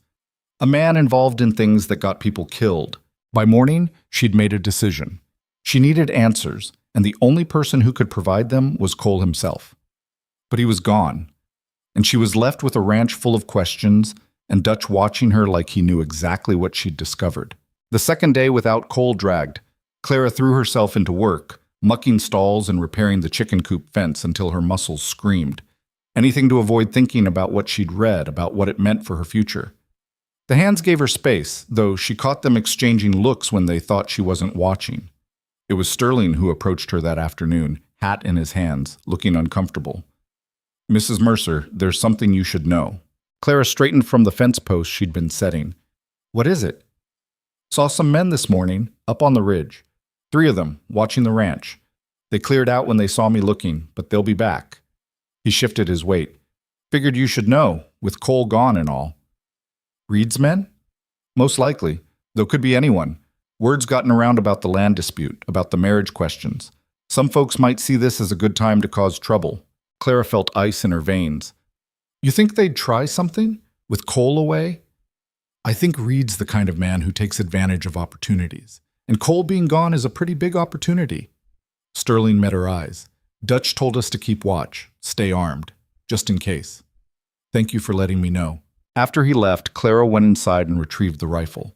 She'd learned to shoot on her father's farm, though she'd never aimed at anything more threatening than coyotes. The weight of the weapon in her hands felt different now, heavier with the possibility of actual violence. Night fell with agonizing slowness. Clara kept the lamps low, moving from window to window, watching for movement in the darkness. Dutch had posted one of the hands as a lookout, but the ranch felt exposed, vulnerable. Every sound made her jump, wind against the shutters, horses shifting in the barn, the creak of old wood settling. She was checking the back door lock for the 3rd time when she heard it.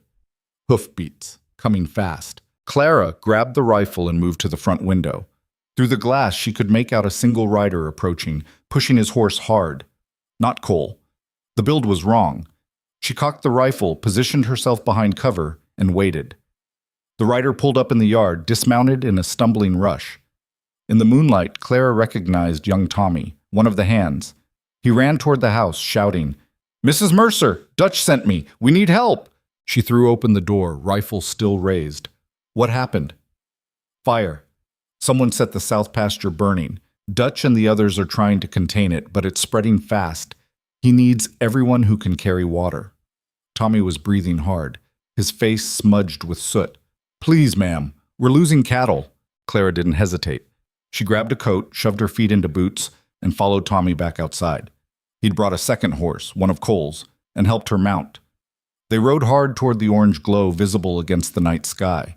The scene when they arrived was chaos. Flames devoured dry grass, spreading faster than the hands could beat them back. Dutch was directing the effort, his voice hoarse from shouting orders over the roar of fire. Clara dismounted and immediately joined the bucket line, hauling water from the creek to where Sterling and Briggs were trying to create a fire break. The heat was intense, searing her face and hands. Smoke filled her lungs, made her eyes stream. But she kept working, kept moving, because stopping meant losing everything. The cattle had been driven to safety, but the pasture represented months of grazing, of careful management. Losing it would be a financial blow the ranch might not recover from. "It was set deliberately," Dutch shouted to her during a brief pause. "Found oil-soaked rags at 3 different points. Someone wanted to make sure it caught." "Reed?" "Who else?" He coughed, spat black phlegm. "Timing's too perfect. Cole's gone, we're short-handed, and suddenly the pasture goes up in flames. This is a message." They fought the fire for hours. Gradually, through sheer stubborn effort, they managed to contain it, create enough of a break that it burned itself out against cleared ground. By the time the last flames died, dawn was breaking, and Clara felt like she'd been beaten with clubs. Dutch surveyed the damage, his face grim. "Could have been worse. We saved most of the pasture, didn't lose any cattle. But this was a warning shot. Next time might be the barn, or the house." "We need to tell the sheriff," Clara said. "Sheriff's in Reed's pocket, same as half the county officials. We report this, he'll investigate just long enough to declare it an accident, maybe blame our own carelessness. Dutch looked at her seriously. This is Reed showing us he can hurt us whenever he wants, and there's not a damn thing the law will do about it. The unfairness of it burned worse than the fire had. Clara wanted to scream, to ride into town and confront Reed herself. But she was exhausted, filthy, and smart enough to know that rage without a plan was just another way to lose. Get some rest, Dutch told her. You did good tonight, worked as hard as any of the men. Cole will be proud when he hears about it. Clara nodded, too tired to respond. She rode back to the house alone, watching the sun rise over land that was charred and damaged but still standing. Small victories, she told herself. Take what you can get. She'd just finished washing the soot from her face when she heard another horse. This time her hand went to the rifle before her mind fully registered the sound. But when she looked out, hope surged through her exhaustion. Cole was back. He dismounted stiffly, like he'd been riding for days without rest. His clothes were dusty, face shadowed with stubble, but his eyes went immediately to the smoke still visible from the south pasture. What happened? Clara met him at the door and told him everything, the men on the ridge, the fire, the desperate hours fighting it. Cole's expression grew darker with each word, his hands clenching and unclenching at his sides. Anyone hurt? No, we got lucky, but Dutch thinks it's just the first move. Dutch is right. Cole moved past her into the house, went straight to the kitchen, and poured water from the pitcher with shaking hands. He drank like he'd been wandering the desert, then finally looked at her, really looked. You fought the fire yourself? Everyone did. We didn't have a choice. You could have stayed here. Let the hands handle it. And let them think I'm the kind of person who hides while others risk themselves? No. Clara crossed her arms. I'm part of this ranch now, Cole, for better or worse. That means I show up when things get hard. Something shifted in his expression. Respect, gratitude, maybe something deeper he wasn't ready to name. You're covered in soot. I'll wash again later. Right now I want to know where you've been, what you found, whether this trip of yours accomplished anything. Cole set down the cup, and for a long moment he seemed to be weighing how much to tell her. Finally, he reached into his coat and pulled out a thick envelope. I went to see some people I used to know. People with connections, resources, and reasons to dislike Harrison Reed as much as I do. What kind of people? The kind who operate outside the law, when the law doesn't serve justice. He handed her the envelope. Open it. Inside were documents, official-looking papers with seals and signatures, along with what appeared to be financial records. Clara scanned them, her eyes widening as she understood what she was seeing. This is proof of fraud. Reed's been manipulating land claims for years, bribing officials, falsifying records. She looked up at Cole. Where did you get this? From someone who used to work for him. Someone he crossed badly enough that they kept insurance in case they ever needed leverage. Cole's smile was grim. Turns out Reed's made a lot of enemies over the years. Some of them are willing to help bring him down. This could destroy him, end the land dispute, possibly get him arrested. That's the idea, but it comes with a cost. Clara's stomach tightened. What cost? The people who gave me this information want something in return. A favor, to be called in at a future date. And the nature of that favor... He paused. Let's just say it won't be anything legal or simple. You made a deal with criminals. I made a deal with people who have their own codes, their own sense of right and wrong. Are they criminals by the law's definition?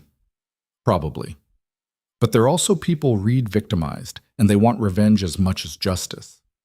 Cole moved closer. I know this isn't what you signed up for, but it's the only card we had left to play.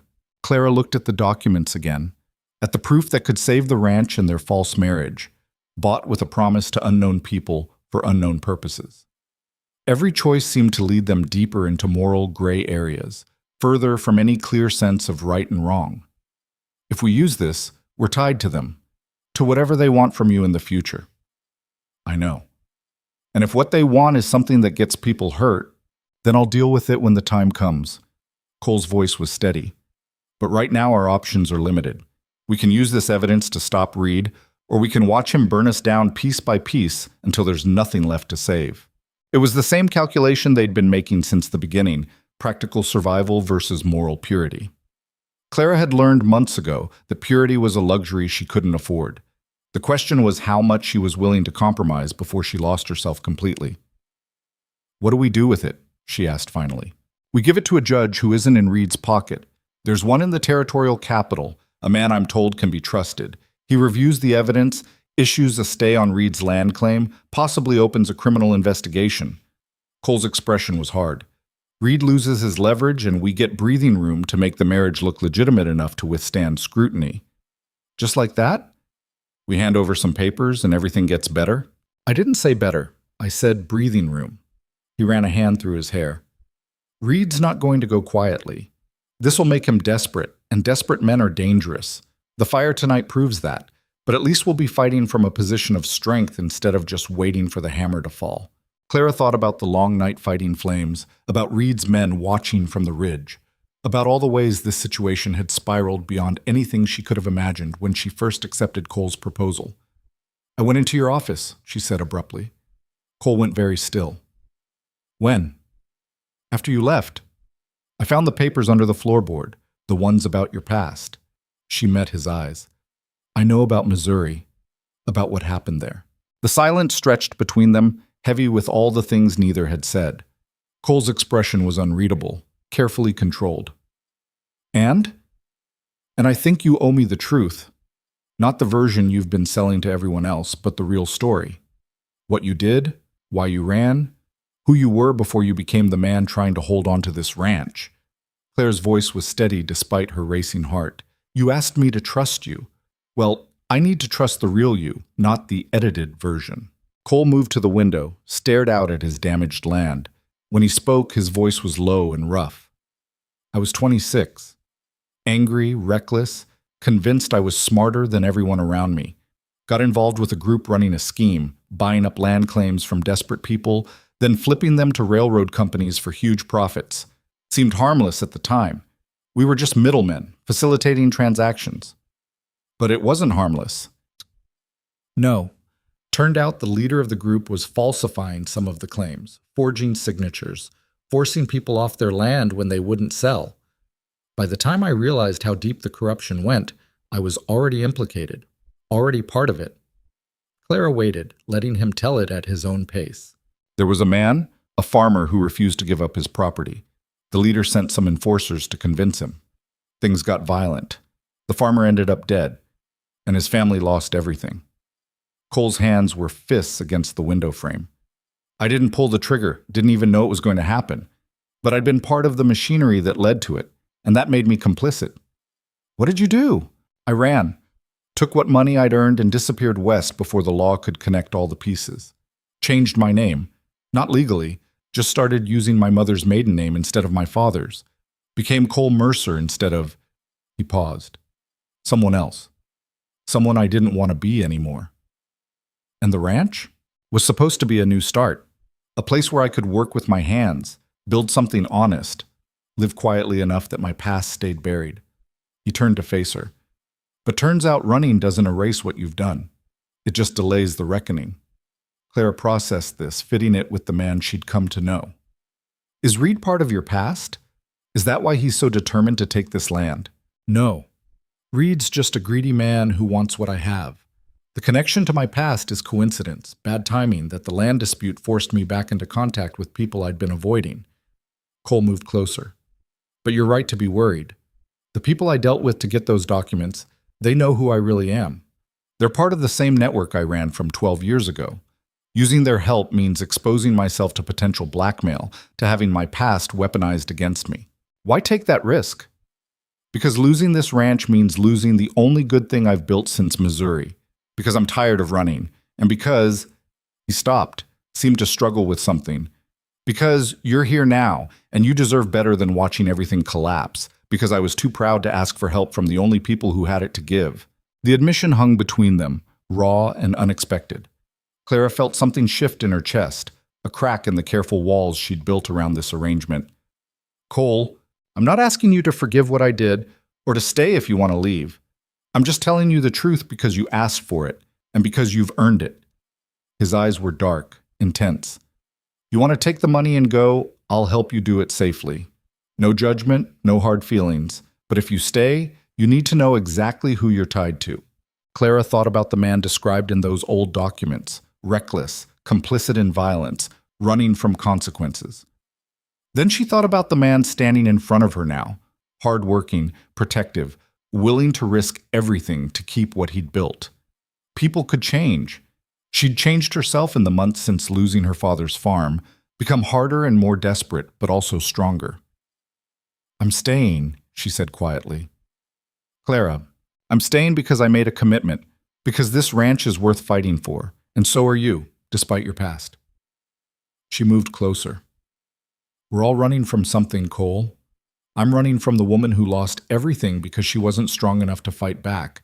You're running from the man who made terrible choices and got people killed. Maybe the only way either of us stops running is by standing our ground together." Relief flooded his face, quickly hidden but visible enough that Clara understood how much her answer had mattered. "Thank you. Don't thank me yet. We still have to survive what comes next." "Fair point." He looked at the documents still in her hand. "I'll ride to the Capitol tomorrow, get these to Judge Morrison. Should take 2 days there and back. While I'm gone..." "You're leaving again? After the fire? After everything that happened last night?" "I have to. The deadline for proving our marriage is in 8 days. We need this evidence filed before then, need the legal pressure on Reed to back off." Cole's expression was grim. "I don't like leaving you here, especially after what happened. But Dutch and the hands will watch the place. And you've proven you can handle yourself. What if Reed's men come back? What if they do worse than set a fire? Then you do what you have to do to survive. The rifle's loaded, and you know how to use it. The hands are loyal. They'll protect you." He paused. "I'm trusting you with this ranch, Clara. With everything I've built. Don't think I do that lightly." Despite the fear coiling in her gut, Clara felt a surge of pride. He was treating her like a partner, not a liability, like someone capable of holding the line while he dealt with the larger fight. "I won't let you down." "I know you won't." He left at first light, the documents secured in his saddlebag, after extracting promises from Dutch to keep eyes on the ranch at all times. Clara watched him ride away, feeling the weight of responsibility settle over her shoulders like a heavy coat. The next 2 days were tense. Clara worked alongside the hands, helping repair damage from the fire and fortify the ranch against potential attacks. Dutch taught her how to post a proper watch, where the sightlines were best, which approaches an enemy might use. It felt surreal, preparing for violence on land that should have been peaceful. On the second night, the attack came. Clara woke to the sound of breaking glass. She grabbed the rifle and rolled out of bed, her heart hammering. Smoke was already curling under her door. Fire again. But this time inside the house. She threw open the door to find the hallway filling with smoke. Flames were climbing the stairs from below, moving fast. Someone had thrown burning bottles through the windows, turning the first floor into an inferno. Clara didn't panic. Panic got you killed. She soaked a cloth in the water pitcher, held it over her mouth and nose, and moved toward the back stairs. The smoke was thick, disorienting, but she knew this house now, could navigate by feel. She made it down and out the back door just as the front of the house fully caught. In the yard, chaos reigned. Dutch and the hands were running toward the house with water, but it was already too late. The fire was too big, spreading too fast. "Mrs. Mercer!" Dutch grabbed her arm. "Are you hurt?" "No, but the house is lost. Nothing we can do now but keep it from spreading to the barn." His face was black with soot, furious. "I saw them. 3 men on horseback, riding away toward the east. Reed's people, no question." Clara watched Cole's house burn, feeling rage and helplessness in equal measure. Everything inside, furniture, clothes, the careful life he'd built, was being destroyed. And there was nothing she could do but stand there and watch. They saved the barn and the outbuildings, but the house was gutted. By morning, only the stone chimney and parts of the frame remained standing, everything else reduced to smoking ruins. Sterling found something in the debris that made Clara's blood run cold. A bottle that hadn't broken, still partially filled with oil, and tied to it a note written in crude letters, "Leave now or burn with it." Dutch read it, then handed it to Clara without comment. The threat was clear. Reed wasn't playing legal games anymore. He'd escalated to attempted murder, and the only reason Clara wasn't dead was luck and quick thinking. "We need to report this," she said. "To who? The sheriff who works for Reed? He'll call it an accident, blame us for not maintaining our lamps properly." Dutch's voice was bitter. This is frontier justice, Mrs. Mercer. We're on our own. Then we fight back. Against what? Reed's got money men, the law in his pocket. We're 5 ranch hands and a woman standing in the ashes of our employer's house. He looked at her seriously.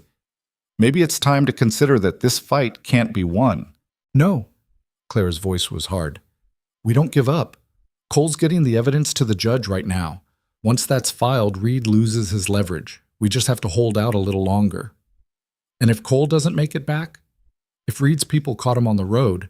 If something went wrong? Clara refused to consider it. He'll make it back. And when he does, we're going to make Reed pay for every bit of this. Dutch studied her face, then nodded slowly.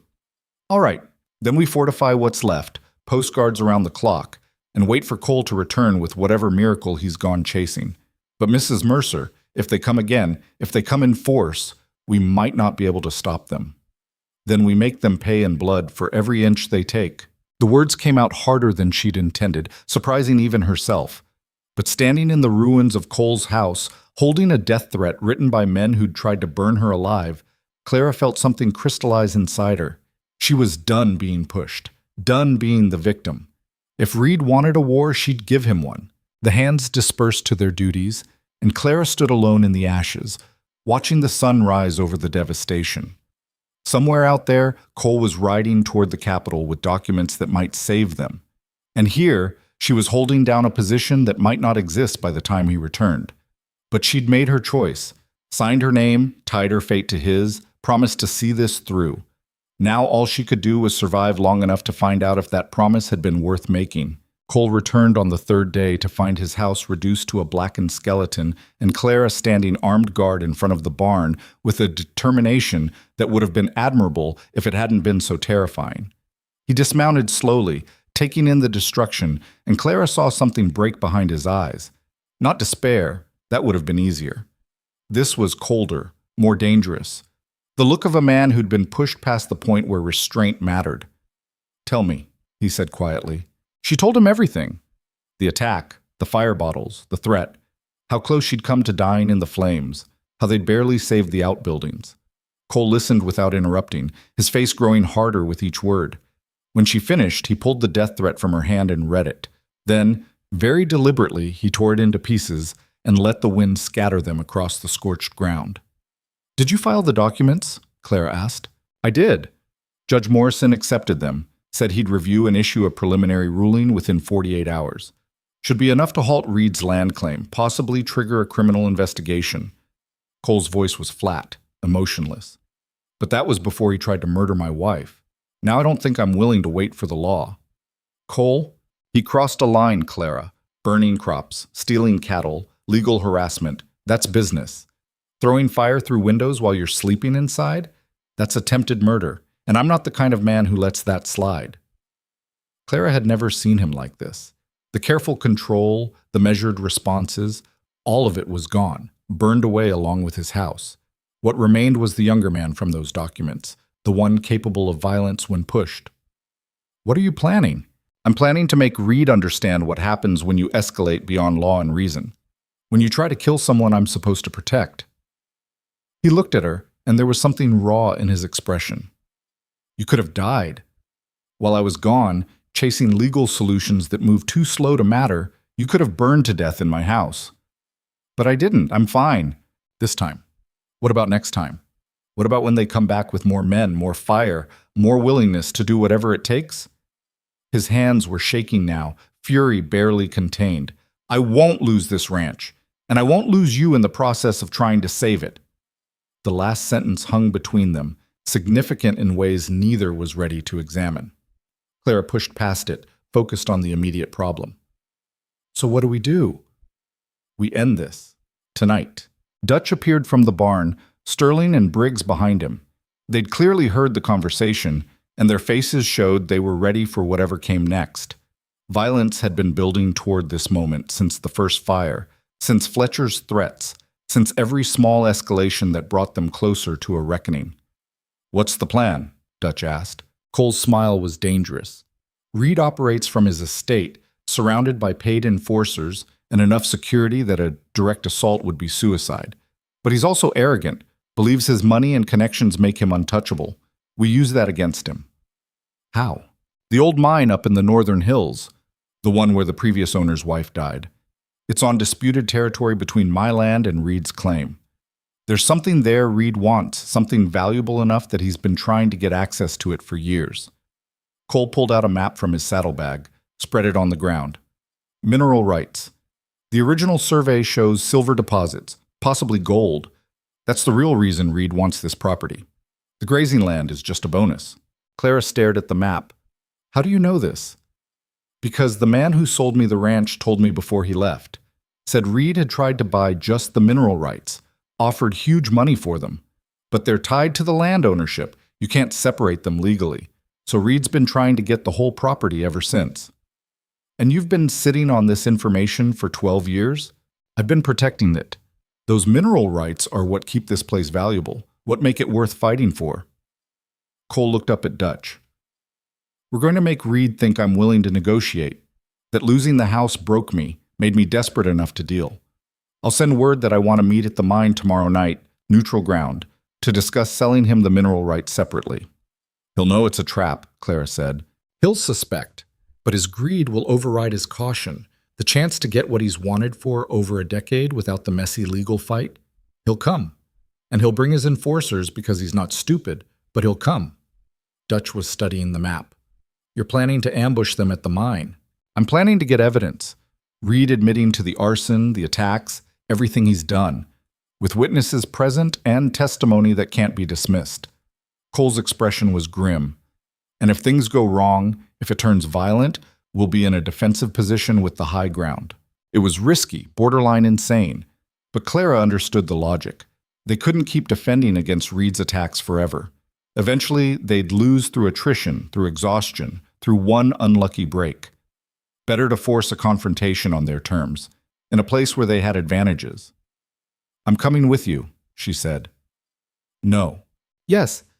You said I'm supposed to be your wife. Well, a wife doesn't send her husband into danger alone. Clara met his eyes. Besides, you'll need someone Reed doesn't expect. Someone who can get close while his attention is on you and the hands. She's right, Dutch said. Reed's men won't see her as a threat. That gives us an advantage. Cole looked like he wanted to argue, but practicality won out. Fine, but you stay back unless things go bad. This is about getting evidence and forcing Reed's hand, not starting a war. They spent the rest of the day preparing. Cole sent a message to Reed through one of the ranch hands who sometimes did work for both properties, a carefully worded proposal for a midnight meeting at the old mine to discuss terms. The bait was cast. Now they waited to see if Reed would bite. The answer came at dusk. A rider delivered a note written in Reed's own hand. Midnight. Come alone or don't come at all. He's coming, Cole said, reading it. And he'll bring men despite telling me to come alone, probably planning his own ambush. Then we'd better be ready for it. They rode out 2 hours before midnight, taking a circuitous route to the mine that kept them off the main roads. The old structure loomed against the starlit sky, a monument to abandoned dreams and the woman who died there. Clara felt the weight of that history as they approached, the reminder that this land had taken blood before and might again. Cole positioned them carefully. Dutch and Sterling on the high ground with rifles, Briggs watching the rear approach, and Clara hidden in the rocks near the mine entrance where she could hear everything but remain unseen. Cole would be in the open, the apparent target, drawing Reed into position. They didn't have to wait long. Reed arrived with 4 men, all armed, all scanning the darkness for signs of trap. But Cole had chosen the location well. The terrain made it nearly impossible to approach unseen from most angles, and the positions they'd taken gave them clear lines of sight. Reed dismounted, his men forming a protective semicircle around him. Even in the moonlight, Claire could see the arrogance in his bearing, the confidence of a man who'd never really been challenged. Mercer, Reed called out. I'm here. Show yourself. Cole stepped into the open, hands visible, unarmed. I'm here, alone, like you asked. I doubt that. You're many things, Cole, but stupid isn't one of them. Reed moved closer, his men following. Though I suppose desperation makes fools of us all. I heard about your house, terrible tragedy. Some might say careless handling of lamps, others might suspect arson, Hard to prove either way. Cut the act, Harrison. We both know you ordered it. Do we? I think you'd have a hard time proving that in court. Just like you'd have a hard time proving I had anything to do with the cattle theft, or the pasture fire, or any of the unfortunate incidents that have plagued your property recently. Reed's smile was sharp. But I'm a reasonable man. You want to sell me the mineral rights? I'm prepared to make you an offer. Generous, considering your current circumstances. I don't want your money. I want you to leave my land alone. Leave my wife alone. Leave everything I've built alone and find someone else to victimize. That's not how this works. You have something I want, and I've been patient long enough. The mineral rights are mine, one way or another. You can take payment for them, or you can lose everything and get nothing. Your choice. Clara watched from her hiding place, every muscle tense. She could see Cole's hands were clenched, his entire body radiating barely controlled fury. This was the moment. Reed was confident, talking freely, thinking he held all the power. And if I refuse? Cole asked. Then the next fire won't just be your house. It'll be the barn with your wife inside. Or maybe she'll have an accident on the road to town. Tragic, really, how dangerous the frontier can be for women traveling alone. Reed stepped closer. I don't want to hurt anyone, Cole.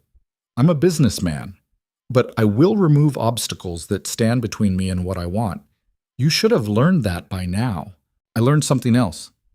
I learned that men like you only understand one language. Cole's voice was cold. Force, Reed laughed. You're outnumbered and outgunned. What force do you think you... The gunshot cracked through the night, and one of Reed's men dropped, screaming and clutching his leg. Dutch's warning shot from the high ground. Tell your men to put down their weapons, Cole said quietly, or the next shot won't be a warning. Reed's expression transformed from smug to furious. You dare! I dare! And I've got witnesses in position who heard you admit to arson and threats of murder. That's enough to bring you down, Harrison. More than enough. Witnesses? The word of a few ranch hands against mine, against my lawyers and bought judges? Reed gestured to his men. Kill him. Everything happened at once. Reed's men went for their weapons. Dutch and Sterling opened fire from above, and Clara stepped out of hiding with her rifle raised. But Reed had been more prepared than they'd anticipated. Two more of his men emerged from the mine entrance behind Cole, cutting off his retreat. Cole dove for cover as bullets started flying. Clara fired at the men coming from the mine, saw one go down, but the other returned fire and she had to drop behind the rocks. The night exploded into chaos and gunfire, the careful plan disintegrating into pure survival. Cole! Clara shouted, but couldn't see him through the smoke and darkness. Reed was moving toward the mine entrance, using the confusion to escape. Clara made a split-second decision and went after him. If he got away, if he managed to claim this was all a misunderstanding, they'd have nothing. Every risk would be for nothing. She caught up to him at the mouth of the mine, grabbed his arm. Reed spun, faster than she'd expected for a man his age, and backhanded her hard enough that stars exploded across her vision. She fell, losing her grip on the rifle. Stupid girl, Reed snarled. You should have taken Margaret's offer. Should have run when you had the chance. He pulled a pistol, aimed it at her face. Claire's mind went blank with terror, unable to move, unable to breathe. This was it. She'd gambled everything and lost. The shot didn't come from Reed's gun. Cole tackled him from the side, and they went down in a tangle of limbs. The pistol discharged harmlessly into the dirt. They fought viciously. No technique or grace, just brutal desperation. Reed was older but fought like a cornered animal, and Cole was injured. Clara could see blood on his shoulder. She scrambled for the dropped pistol, her hand shaking. The mine shaft was behind them, old and unstable, timbers rotting and ready to collapse. In their struggle, they were getting dangerously close to the edge where the floor gave way to darkness. Stop! Clara aimed the pistol at both of them, not sure she could shoot even if she had to. Both of you, stop! Reed used Cole's momentary distraction to throw him off, then lunged at Clara. She fired without thinking, the recoil jarring her arms. The bullet caught Reed in the side, spun him around. He stumbled backward, hit the rotting boards at the mine entrance, and the floor gave way beneath him. He dropped into the shaft with a scream that cut off abruptly. Silence fell, broken only by the distant sound of gunfire still echoing from outside. Cole pulled himself up, bleeding but alive, and looked at Clara with something like awe. You shot him. I didn't mean to, I just... She couldn't finish the sentence, couldn't process what had just happened. Cole moved to the shaft edge, looked down into darkness. He's alive. Barely. Wedged about 20 feet down. He turned to Clara. We need to get him out. Need him alive to testify. But even as he said it, there was a deep groan from within the mine. The timbers were giving way, destabilized by Reed's fall and the vibrations from the gunfight. The entire structure was collapsing. We have to go. Now! Cole grabbed Clara's hand and they ran.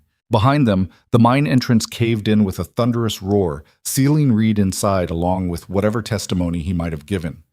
They made it to the rocks and dropped, covering their heads as debris rained down. When the dust settled, the mine was gone, just rubble and broken timber marking where it had stood. The gunfire had stopped. Dutch and the others emerged from their positions, and Clara saw that Reed's men were either down or surrendering. It was over. But at what cost? The sheriff arrived at dawn with a full posse, summoned by someone in town who'd heard the gunfire. But the situation he found wasn't what he'd expected.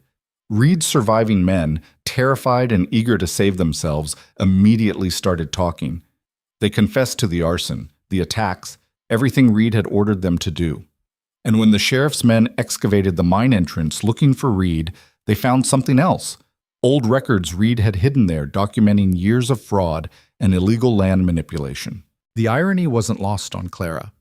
Reed had been using the mine as a hiding place for evidence of his crimes, and in trying to escape justice, he'd led them directly to proof of everything he'd done. They pulled Reed's body out 3 days later. The fall had broken his neck. According to the law, it was death by misadventure, a man fleeing justice who fell into a shaft weakened by his own criminal conspiracy, self-inflicted in the most literal sense.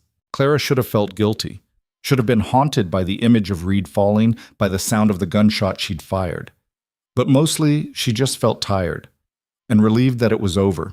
Judge Morrison's ruling came the following week. Based on the evidence Cole had provided, plus the confessions from Reed's men, he issued a permanent stay on the land seizure and ordered a full investigation into Reed's business practices. The ranch was secure, legally and irrevocably. The marriage was validated by the court, deemed legitimate in light of the circumstances and the obvious commitment both parties had shown to making it work. They'd won. At tremendous cost, but they'd won. The rebuilding started immediately. Cole used the money he'd saved plus compensation from Reed's estate, seized by the court pending resolution of his fraud cases, to begin construction on a new house.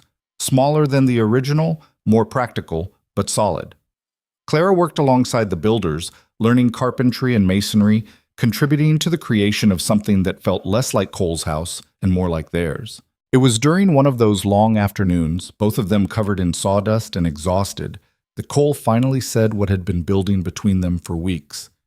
The arrangement's over. Legally, the marriage is real, but you're not obligated to stay. You've fulfilled your part. I'll give you the money I promised, and if you want to leave, I won't stop you. Clara set down her hammer, looked at him. Do you want me to leave? I want you to choose freely, not because you're trapped by an arrangement made in desperation, not because you feel obligated or grateful. If you stay, I want it to be because you actually want to be here. She'd been expecting this conversation, had rehearsed various responses in her head, but now that the moment had arrived, she found the truth was simpler than any practiced speech. I'm not the same person who walked up this drive starving and desperate. That woman was broken, defeated, running from everything she'd lost. But somewhere along the way, standing next to you, fighting for this place, I found something I didn't know I was looking for. What's that? Purpose, belonging, the feeling that I'm not just surviving but actually building towards something that matters. Clara moved closer. This ranch stopped being your dream and became ours the night I fought that fire. Maybe before that. And you stopped being a stranger I married out of convenience the moment you trusted me enough to tell me the truth about your past. Cole's expression was carefully neutral, but she could see the hope beneath it. So you're staying? I'm staying. Not because of the arrangement or the money or because I don't have anywhere else to go. I'm staying because this is home now. And because you're my husband, not just on paper, but in all the ways that actually matter. She paused. Unless you want me to go. Unless this was always just business for you. He closed the distance between them in 2 strides, pulled her into a kiss that was nothing like the chase contact they'd shared for appearances. This was real, raw, months of tension and fear and partnership finding release. When they broke apart, both breathing hard, Cole's smile was genuine for the first time since she'd met him.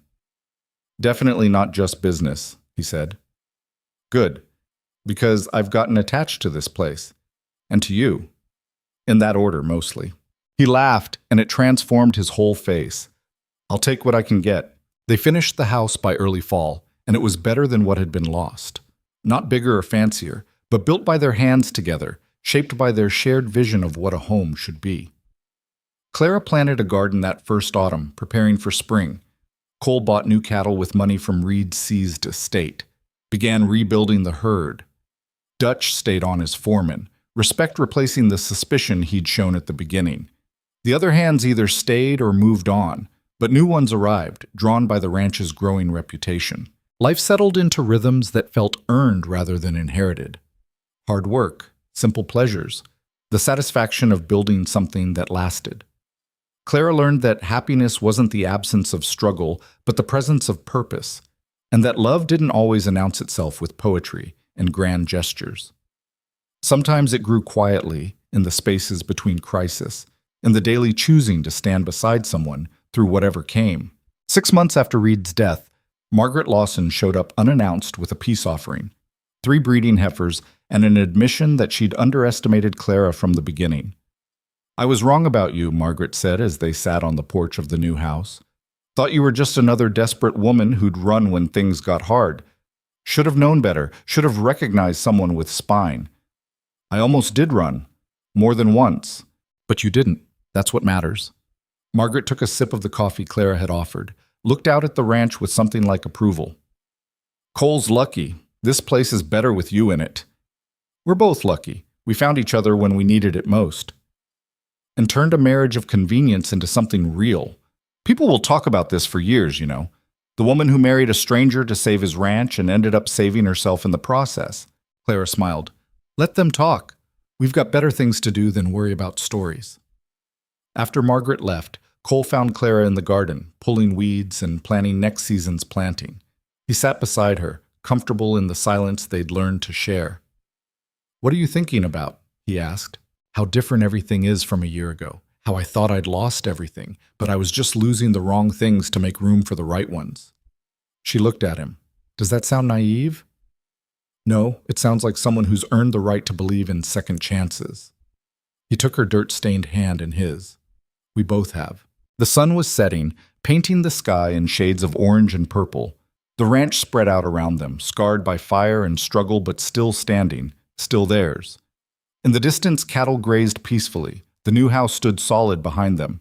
And between Clara and Cole, there was an understanding that needed no words, that they'd been forged by crisis into something stronger than either had been alone. Some people believed the land was cursed, that tragedy followed anyone who tried to build a life there. Clara knew better now. The land was just land. What mattered was the people on it, the choices they made, the lines they drew about what was worth defending. She and Cole had drawn those lines in blood and ash, had stood their ground when every rational voice said to run, and they'd won. Not perfectly, not without cost, but decisively. The ranch was theirs, the marriage was real, and the future stretched out before them full of possibility instead of dread. "I was thinking," Cole said into the comfortable quiet, "we should probably make this official. Have a real wedding, invite people, do it properly instead of the hasty ceremony we threw together." Clara considered it, then shook her head. "No. That ceremony was real. It was desperate and rushed and born out of necessity, but it was real. Every promise we made, we've kept. I don't need witnesses or celebration to validate what we built together." "You sure?" "I'm sure. Though if you want to get me a ring that isn't borrowed from your mother's jewelry box, I wouldn't complain." He pulled her close, and they sat together watching the day end and night begin.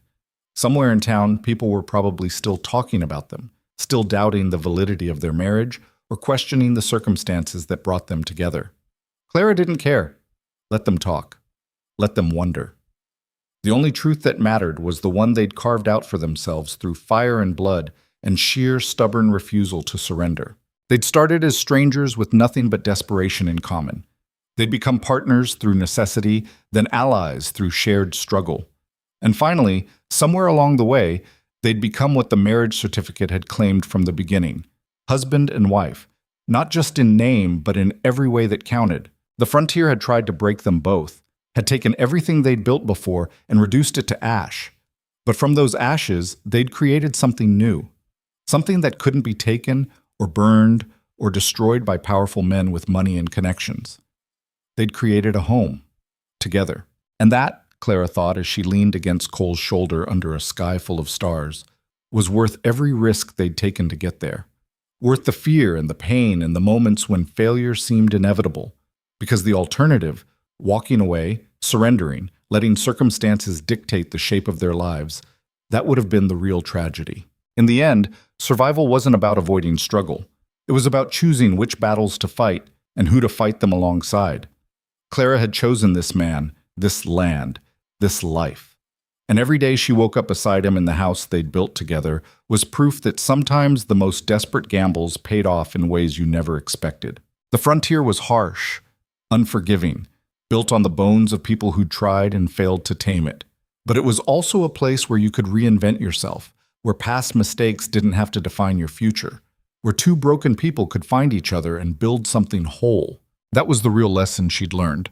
Not that love conquered all, or that persistence guaranteed success, but that sometimes, when you had nothing left to lose, the riskiest choice was also the one that led to everything worth having. And that home wasn't a place you inherited or stumbled upon.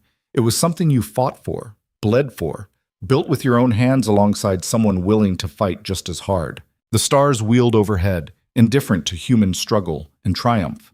But here, on this small piece of land hard-won from men who thought power meant ownership, Clara and Cole had claimed something that transcended law or custom.